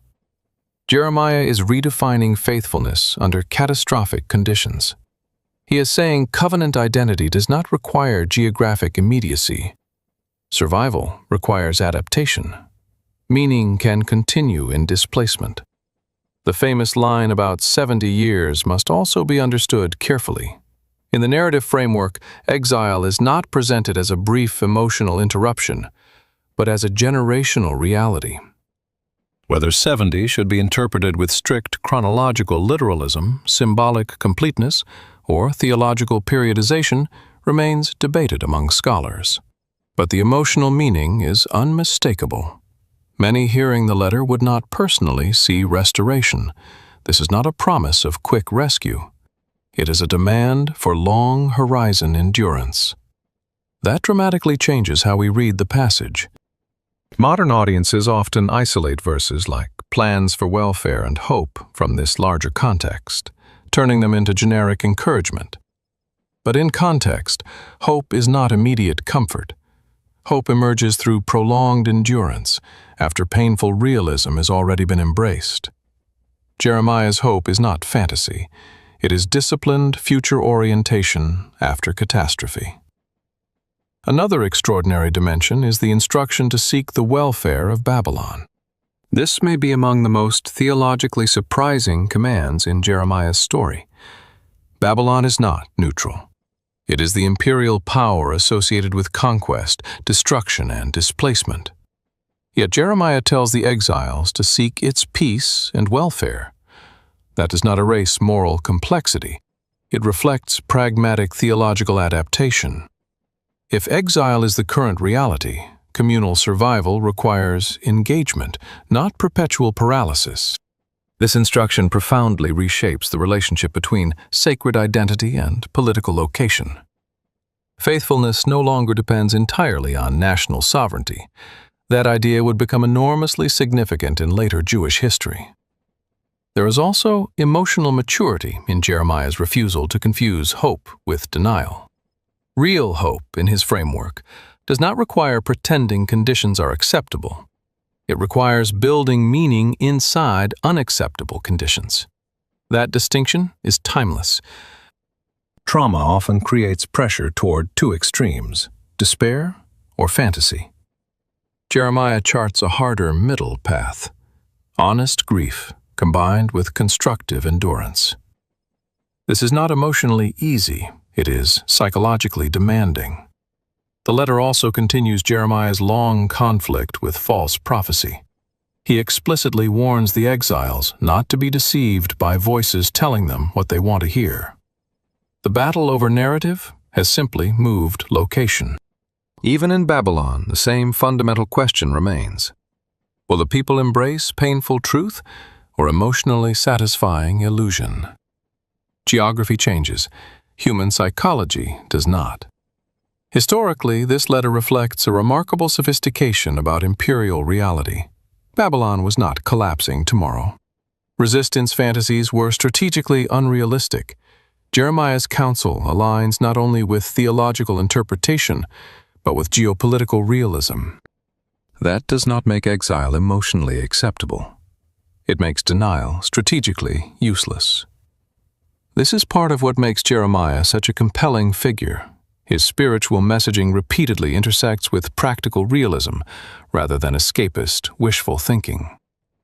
By the end of this chapter, Jeremiah has done something extraordinary. After years of warning destruction, he now becomes the architect of survival after destruction. The prophet of judgment becomes, unexpectedly, a prophet of resilient adaptation. He does not promise immediate rescue. He offers something harder and perhaps more valuable, a way to remain human, faithful, and future-oriented inside the ruins of everything familiar. And in doing so, he begins transforming exile from the end of a story into the beginning of an entirely new one. After so much devastation, Jeremiah's story confronts a question that every civilization shattered by catastrophe eventually must face. What remains when the structures that once defined identity are gone? Jerusalem has fallen. The temple has burned. The monarchy has collapsed. The people are scattered between ruin and exile. The theological assumptions that once seemed immovable have been violently destabilized. At this point, one might expect Jeremiah's message to end in permanent judgment, a bleak conclusion in which collapse is the final word. But that is not what happens. One of the most remarkable turns in the entire book is that the prophet most associated with warning and grief becomes the voice of one of the Bible's most profound visions of renewal. Yet this hope is not sentimental optimism. It emerges only after judgment has been taken with full seriousness. And because of that, it carries extraordinary depth. The heart of this vision appears in Jeremiah chapter 31, in language that would become enormously influential in both Jewish and Christian theological traditions. Jeremiah speaks of a new covenant. To appreciate how radical this idea is, we must first understand what covenant meant in Jeremiah's world. Covenant was not simply religious sentiment. It was foundational relational structure. It defined identity, obligation, memory, worship, ethics, and communal belonging between God and Israel within the biblical imagination. To speak of covenant failure was devastating enough. To speak of a new covenant suggested something even more dramatic. Not the abandonment of relationship, but its transformation. Historically, Jeremiah's audience was living through the collapse of the old structures that had embodied covenant life. Temple worship was disrupted. Monarchy was broken. Land-based identity was fractured. The familiar containers of religious continuity had failed, or at least been violently interrupted. In that context, the promise of restoration could not simply mean rebuilding external institutions exactly as before without deeper change. Jeremiah's critique throughout the book had never been merely about ritual absence. It was about moral and spiritual corruption beneath ritual continuity. That makes the new covenant promise especially significant. The famous language declares that the coming covenant will not be like the one made with their ancestors when they were brought out of Egypt, a covenant that was broken. Instead, the law will be written within them, on their hearts. This is extraordinary language. The contrast is not between law and no law. It is between externally possessed covenant structure and internally transformed covenant consciousness. The point is not anti-obedience. It is transformed fidelity. The symbolic movement is from stone to heart, from external inscription to internal formation. In Jeremiah's narrative world, this is revolutionary, because one of the great tragedies of Judah's collapse was the gap between institutional religion and lived moral reality. Sacred systems existed, rituals continued, priests served. Public religious identity remained visible. Yet Jeremiah repeatedly condemned ethical corruption, social injustice, and covenant betrayal. The problem was not lack of religious structure. The problem was the inability of structure alone to create transformation. The new covenant promise addresses that precise fracture. Theologically, interpretation varies significantly across traditions. Jewish readings often understand the passage within broader covenant continuity, restoration, communal renewal, and future faithfulness, rather than as cancellation of prior covenant identity. Christian interpretation famously connects this passage to later New Testament theology concerning Jesus and covenant fulfillment. Those are distinct interpretive trajectories, and responsible analysis should distinguish Jeremiah's historical context from later theological appropriation. In Jeremiah's immediate setting, the promise speaks first into exile, judgment, and communal devastation. It offers restoration through transformed relational fidelity. That alone is already profound. Another striking feature is the promise of renewed knowledge of God across the community. The text envisions a relational immediacy not dependent on old mediating assumptions in the same way. Again, interpretations differ, but the emotional significance is unmistakable. After national collapse, Jeremiah does not imagine hope merely as political recovery. He imagines deep internal renewal. That is a much more ambitious vision. Political restoration alone can rebuild systems. It cannot automatically heal the human patterns that contributed to collapse. Jeremiah's hope aims deeper. There is also an extraordinary psychological maturity here. Trauma often creates pressure either toward nostalgic restoration fantasies or nihilistic despair. Jeremiah offers neither. He does not simply say, return to the exact old normal, nor does he say all meaning is gone. Instead, catastrophe becomes the context for transformed future possibility. That is one of the most sophisticated responses to civilizational trauma anywhere in biblical literature. The future is not identical repetition. It is renewal through changed interior reality. Forgiveness also plays a crucial role. Jeremiah's vision includes divine remembrance of sin no more. However interpreted theologically, this is essential because restoration without addressing moral rupture would remain incomplete. If the catastrophe emerged from profound relational breakdown, then genuine future hope requires more than rebuilding walls. It requires reconciliation. Hope becomes relational, not merely institutional. This helps explain why Jeremiah's promise has endured so powerfully. It speaks to a universal human question. Can broken systems produce genuine renewal without deeper transformation? Jeremiah's answer appears to be no. Structural recovery alone is insufficient. Hearts must change. There is also literary brilliance in placing this promise within Jeremiah's broader story. The prophet who spent chapters dismantling false confidence now becomes the architect of authentic hope. That sequencing matters. Hope offered before truth becomes illusion. Hope offered after truth becomes resilience. Jeremiah refuses cheap comfort. which makes his comfort credible. He earns the right to speak hope because he never denied reality. Historically, we should avoid flattening the text into later doctrinal shorthand too quickly. Jeremiah's audience was not engaged in later interreligious debates. They were traumatized survivors asking whether covenant meaning could survive catastrophe. The answer Jeremiah gives is astonishingly bold. Yes, but not through superficial restoration alone, through profound internal renewal.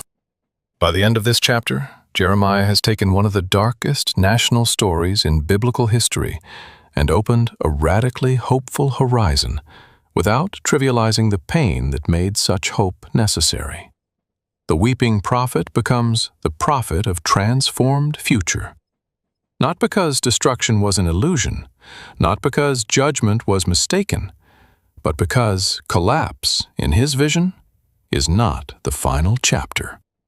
Beyond the ashes of broken institutions lies the possibility of a covenant, not merely preserved externally, but carried within the human heart itself.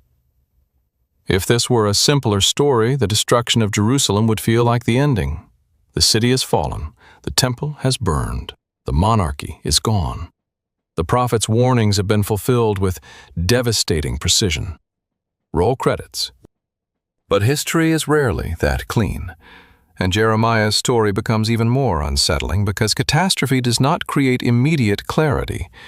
In fact, one of the most sobering lessons of the aftermath is that even after total collapse, human confusion, political instability, fear, and denial do not simply disappear. Trauma does not automatically produce wisdom. Sometimes it produces further chaos. And that is exactly what happens. After Jerusalem's destruction, Babylon does not annihilate every remaining structure in the land. As with many imperial systems, governance continues through reorganization. Segments of the population are deported, particularly elites and strategically significant groups, but others remain. Agricultural laborers, poorer inhabitants, and remnants of the local population continue living amid the wreckage. Babylon appoints Gedaliah, son of Ahikam, as governor over the territory, operating from Mizpah rather than ruined Jerusalem. Historically, this reflects a recognizable imperial strategy. Total destruction is expensive. Controlled administration through local intermediaries is often more practical. At first glance, this might appear to offer a fragile opportunity for stabilization. The war is over. Resistance has failed. Perhaps some form of recovery can begin. Jeremiah remarkably remains in the land rather than being taken into exile with many others. That detail is deeply significant. The prophet who warned about collapse does not escape into abstraction. He stays inside the devastated reality he predicted. According to the biblical narrative, Babylonian officials even treat him with a measure of respect, likely because his long-standing message had aligned with the practical logic of submission. But this should not be romanticized. Survival inside ruins is not vindication. It is another form of burden. The social landscape Jeremiah inhabits is shattered. Political trust is gone. National identity is fractured. Trauma saturates everything. Gedaliah appears to represent one possible path forward: pragmatic accommodation under Babylonian oversight. He encourages remaining inhabitants not to fear serving the Babylonians, suggesting that stable submission may preserve life. In purely strategic terms, this is rational. Resistance had already proven catastrophic.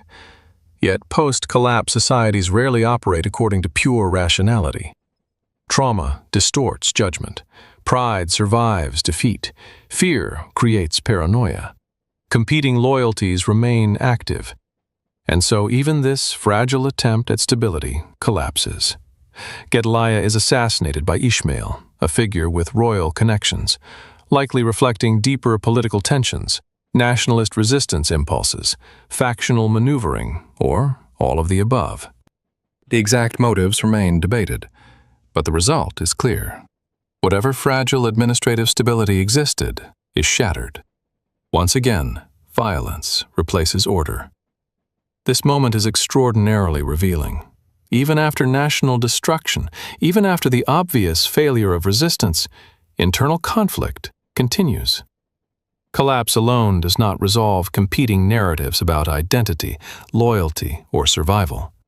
In fact, catastrophe may intensify them. Fear now escalates dramatically among the survivors. The assassination of a Babylonian appointed governor creates an obvious political problem. Retaliation seems likely, panic spreads, and in one of the most psychologically frustrating episodes in Jeremiah's entire story, the remaining leaders approach the prophet, asking for divine guidance. On the surface, this sounds promising. Perhaps at last, after everything, they are ready to listen. Perhaps suffering has produced humility. Perhaps Jeremiah's long years of warning have finally established credibility. But the episode quickly becomes painfully familiar. Jeremiah seeks guidance, and the message is clear. Stay in the land. Do not flee to Egypt. Fear does not justify abandoning the path now before you. But the survivors reject the counsel, again. This may be one of the most exasperating patterns in the narrative. Even after catastrophe, the same psychological dynamics persist. People ask for truth, but only if truth aligns with their preferred plan. When Jeremiah's answer contradicts their fear-driven instincts, they dismiss him, accuse him, and proceed anyway. The emotional realism here is extraordinary. Trauma survivors do not always make wiser decisions. Fear can override reflection. Immediate perceived safety can outweigh long-term reasoning. Egypt, from their perspective, may have represented refuge, food security, military distance from Babylonian retaliation, or simply emotional escape from devastated homeland memory. Whether strategically wise or not, the impulse is understandable. But Jeremiah sees it differently. The narrative presents this move as repeating old patterns of mistrust and misjudgment. And in bitter irony, the same prophet who once urged submission to Babylon now warns against fleeing to Egypt, yet once again is ignored. Even more striking, Jeremiah is forcibly taken along. This detail matters profoundly. He does not choose the relocation. The man whose counsel is rejected is dragged into the consequences of others' decisions. There is tragic consistency in this. Jeremiah spends his life warning people about destructive paths, only to be forced into the fallout when they choose them anyway. His lack of control becomes one of the defining emotional realities of his story. Another layer here is theological symbolism. Egypt carries immense narrative resonance in biblical memory. It is the land of earlier bondage, the place from which foundational liberation once emerged. To return there after covenant catastrophe carries symbolic weight, whether intentionally emphasized or not. The movement feels like reversal, regression, or desperate re-entry into older patterns of dependence. Historically, the details of Jeremiah's later activity in Egypt become less clear, but the narrative significance of this forced movement is undeniable. By this point, the prophet's life has become a study in sustained frustration. He was ignored before disaster. He is ignored after disaster. Collapse did not resolve the deeper human problem he had spent his life confronting. Denial changes form, but persists. Fear changes direction, but persists. Resistance to unwelcome truth persists. That may be one of the most unsettling insights in Jeremiah's story. Catastrophe alone does not transform human nature. By the end of this chapter, the aftermath of Jerusalem's destruction has proven almost as psychologically revealing as the fall itself. The war is over, but confusion remains. The city is destroyed, but destructive decision-making continues. The prophet survives, but not in peace. Instead, Jeremiah is carried into yet another unwanted chapter, watching the survivors repeat familiar patterns while the ashes of the old kingdom still smolder behind them. For a figure whose voice echoes through centuries of religious history, Jeremiah's ending is strikingly uncertain. After everything, The calling before birth, the warnings, the ridicule, the confrontations with kings, the emotional breakdowns, the siege, the pit, the destruction of Jerusalem, the exile, and the forced journey into Egypt. We might expect a clear final chapter, a definitive ending, a recorded death, a concluding scene worthy of the magnitude of his story. Instead, Jeremiah disappears into ambiguity. And in some ways, that uncertainty is profoundly fitting. Because Jeremiah's life was never a story of neat resolutions. It was a story of unfinished tension, unresolved grief, and truth carried through instability. The biblical narrative itself becomes increasingly quiet about Jeremiah's final fate. After the episodes involving the refugee community in Egypt, particularly at Tahpanhes, the text preserves further prophetic confrontation, but not a definitive biographical conclusion. This silence matters. Ancient texts often leave major figures with less closure than modern storytelling instincts prefer. We want endings that explain what happened, how it happened, and what it meant. Jeremiah offers something far less tidy. Historically, what can we say with confidence? The strongest evidence places Jeremiah in Egypt during the later stages of the narrative, brought there against his will by Judean survivors who rejected his counsel. There he continues speaking hard truths, including warnings that even Egypt would not provide the secure refuge many imagined. That continuity is deeply characteristic. Even in forced displacement, Jeremiah remains Jeremiah. He does not suddenly soften into comfortable silence. He continues confronting illusion wherever it relocates. Beyond that, certainty fades. No biblical text provides an explicit account of his death. This has created fertile ground for later traditions, interpretations, and speculative memory.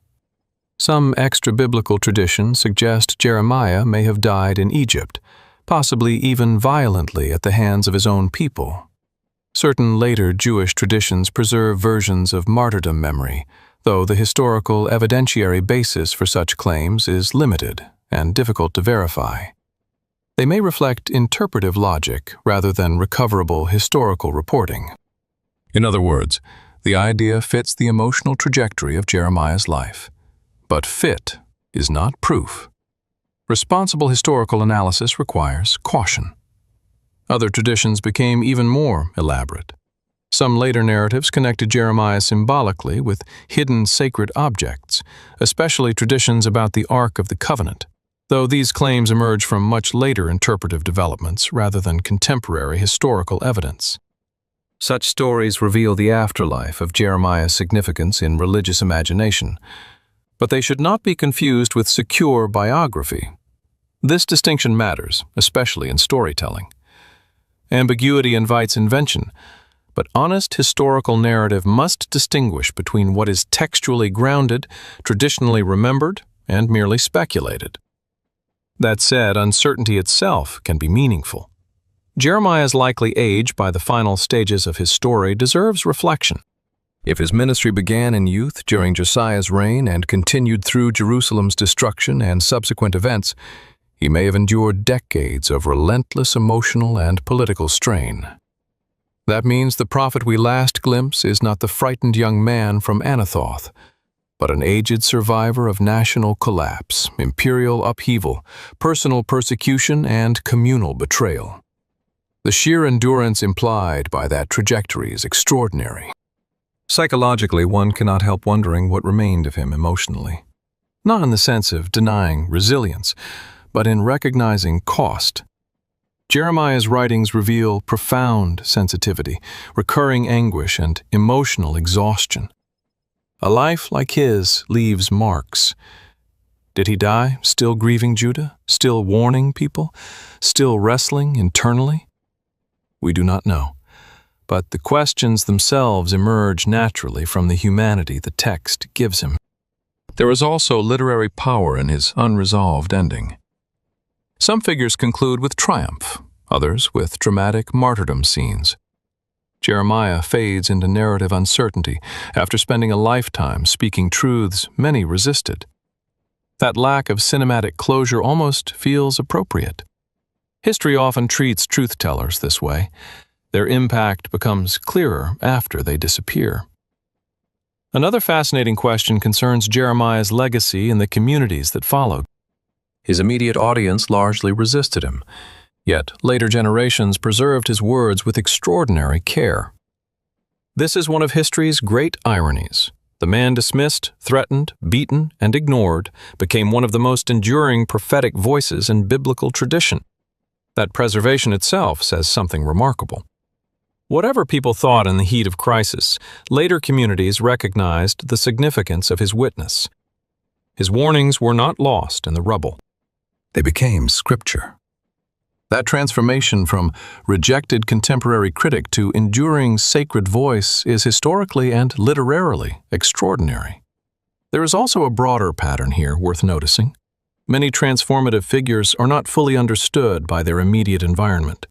Jeremiah fits that pattern with painful precision. His life does not present conventional success metrics. He did not prevent Jerusalem's fall. He did not unify the nation. He did not create immediate reform. He did not receive broad public validation.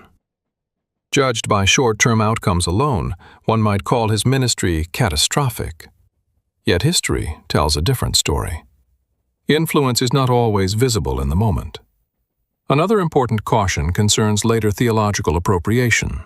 Because Jeremiah became enormously significant in Jewish and Christian tradition, later readings sometimes retroactively simplify him into symbolic roles detached from historical complexity. The suffering prophet, the martyr, the foreshadowing figure. While such interpretive traditions can be meaningful within their contexts, the historical Jeremiah remains more psychologically complex, politically embedded, and emotionally human than symbolic shorthand often allows. His ambiguity preserves that complexity. We cannot reduce him too easily because the ending refuses simplification. By the end of this chapter, what remains is not a tidy biography, but a haunting silhouette. An old prophet in foreign land, far from the Jerusalem that defined his struggle, still carrying the burden of unwelcome truth. We do not know exactly how he died. We do not know whether anyone honored him in his final days. We do not know whether his earthly story ended in violence, obscurity, or quiet exhaustion.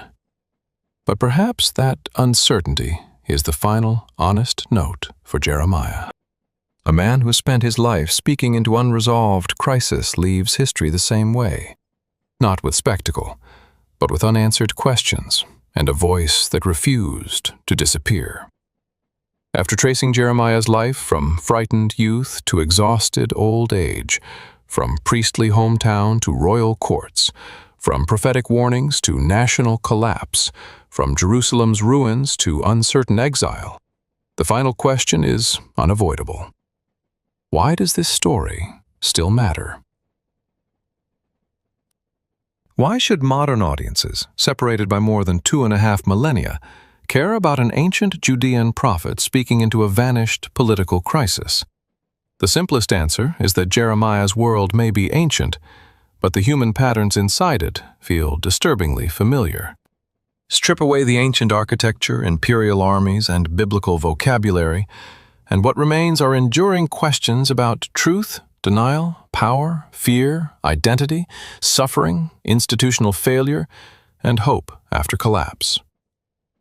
Jeremiah matters because human nature has changed far less than technology. One of the most obvious reasons Jeremiah remains relevant is his confrontation with false security. Judah believed certain symbols guaranteed safety, sacred institutions, historical identity, collective chosenness, familiar rituals, national memory. None of those things were inherently meaningless. But Jeremiah's warning was devastatingly clear. Symbols cannot substitute for moral reality. Institutions cannot automatically protect a society from the consequences of internal corruption. This principle extends far beyond ancient religion. Modern cultures also build psychological fortresses from identity narratives, political myths, economic assumptions, institutional trust, ideological certainty, or civilizational exceptionalism. Jeremiah's question remains uncomfortable. What if the things we assume make us secure are less stable than we think? Another enduring theme is the conflict between comforting narratives and painful truth. Jeremiah's world was filled with voices offering reassurance, optimism, and emotionally satisfying interpretations of crisis. The public preferred messages that reduced anxiety and preserved dignity. Jeremiah offered unwelcome realism. That pattern feels extraordinarily modern. Information ecosystems today are saturated with competing narratives, ideological confirmation, emotional messaging, and selective truth claims. People still gravitate toward interpretations that affirm existing identity and reduce discomfort. Jeremiah reminds us that popularity and truth are not synonymous. Emotionally attractive narratives can still be catastrophically wrong. His story also speaks powerfully about leadership under pressure. Judah's final kings reveal recognizable failures, arrogance, indecision, political weakness, narrative management, fear of public opinion, and strategic denial. Crisis does not automatically produce wise leadership. Sometimes it exposes fragility already present beneath the surface. Jeremiah's confrontations with power remain relevant because the psychology of leadership failure remains familiar across eras. Leaders still face incentives to suppress inconvenient voices, delay hard decisions, preserve appearance, or cling to failing strategies because admission of error feels politically impossible. Jeremiah understood that dynamic long before modern political science gave it vocabulary. His emotional transparency is another reason he endures. Many historical or religious figures are remembered in polished symbolic form, emotionally flattened into certainty and strength. Jeremiah refuses that simplification. He doubts, grieves, complains, feels exhausted, experiences social rejection, suffers psychologically under the weight of his calling. That emotional realism makes him deeply relatable. Modern audiences increasingly recognize burnout, moral injury, loneliness, emotional strain, and the cost of carrying responsibility under pressure. Jeremiah speaks into that reality with unusual honesty. He demonstrates that emotional suffering does not automatically invalidate conviction. A person can be deeply burdened and still remain committed to what they believe is necessary. Jeremiah also matters because of how he handles catastrophe. His story is not merely about warning collapse. It is about living after collapse. That distinction is crucial. Many voices can diagnose failure. Far fewer can imagine meaningful survival afterward. Jeremiah's letter to the exiles remains profoundly relevant because it rejects both fantasy and despair. He does not promise instant reversal. He does not surrender to nihilism. He advocates adaptive resilience, building life inside painful reality rather than waiting for ideal conditions to return. That lesson resonates far beyond theology. Individuals, communities, and nations facing loss often confront the same choice: remain psychologically trapped in what was, or begin building meaning inside what now is. His vision of the new covenant extends that relevance even further. Whatever one's theological commitments, the underlying insight is compelling. Structural repair alone is insufficient without deeper transformation. Rebuilding systems without addressing the human patterns that damage them invites repetition. Institutions matter, but internal change matters too. That principle applies to religious communities, political systems, organizations, families, and personal lives alike. Jeremiah understood that true renewal requires more than restored appearances. There is also a sobering relevance in how Jeremiah treats public morality. His critiques consistently link spiritual failure with social injustice, dishonesty, exploitation, and ethical collapse. Religion, in his framework, is not merely ritual performance, it is inseparable from moral reality. Even outside explicitly religious interpretation, the broader principle remains powerful. Public identity claims mean little if contradicted by systemic behavior. Another reason Jeremiah endures is his refusal to equate patriotism with denial. This is a particularly difficult lesson. Jeremiah loved his people. He grieved their suffering. He did not desire national humiliation, yet he refused to validate destructive illusions simply because they felt patriotic. That distinction remains painfully relevant in any culture where criticism can be framed as disloyalty. Loving a community does not necessarily mean affirming its preferred self-narrative. Sometimes it means confronting the truths it most wants to avoid. Perhaps most haunting of all is Jeremiah's reminder that catastrophe does not automatically transform people. Even after Jerusalem's destruction, fear, denial, and destructive decision-making persisted. That insight is psychologically profound. We often assume suffering produces wisdom. Sometimes it does. Sometimes it merely produces new forms of the same dysfunction. Transformation requires more than trauma alone. Finally, Jeremiah matters because he offers a rare combination modern audiences desperately need.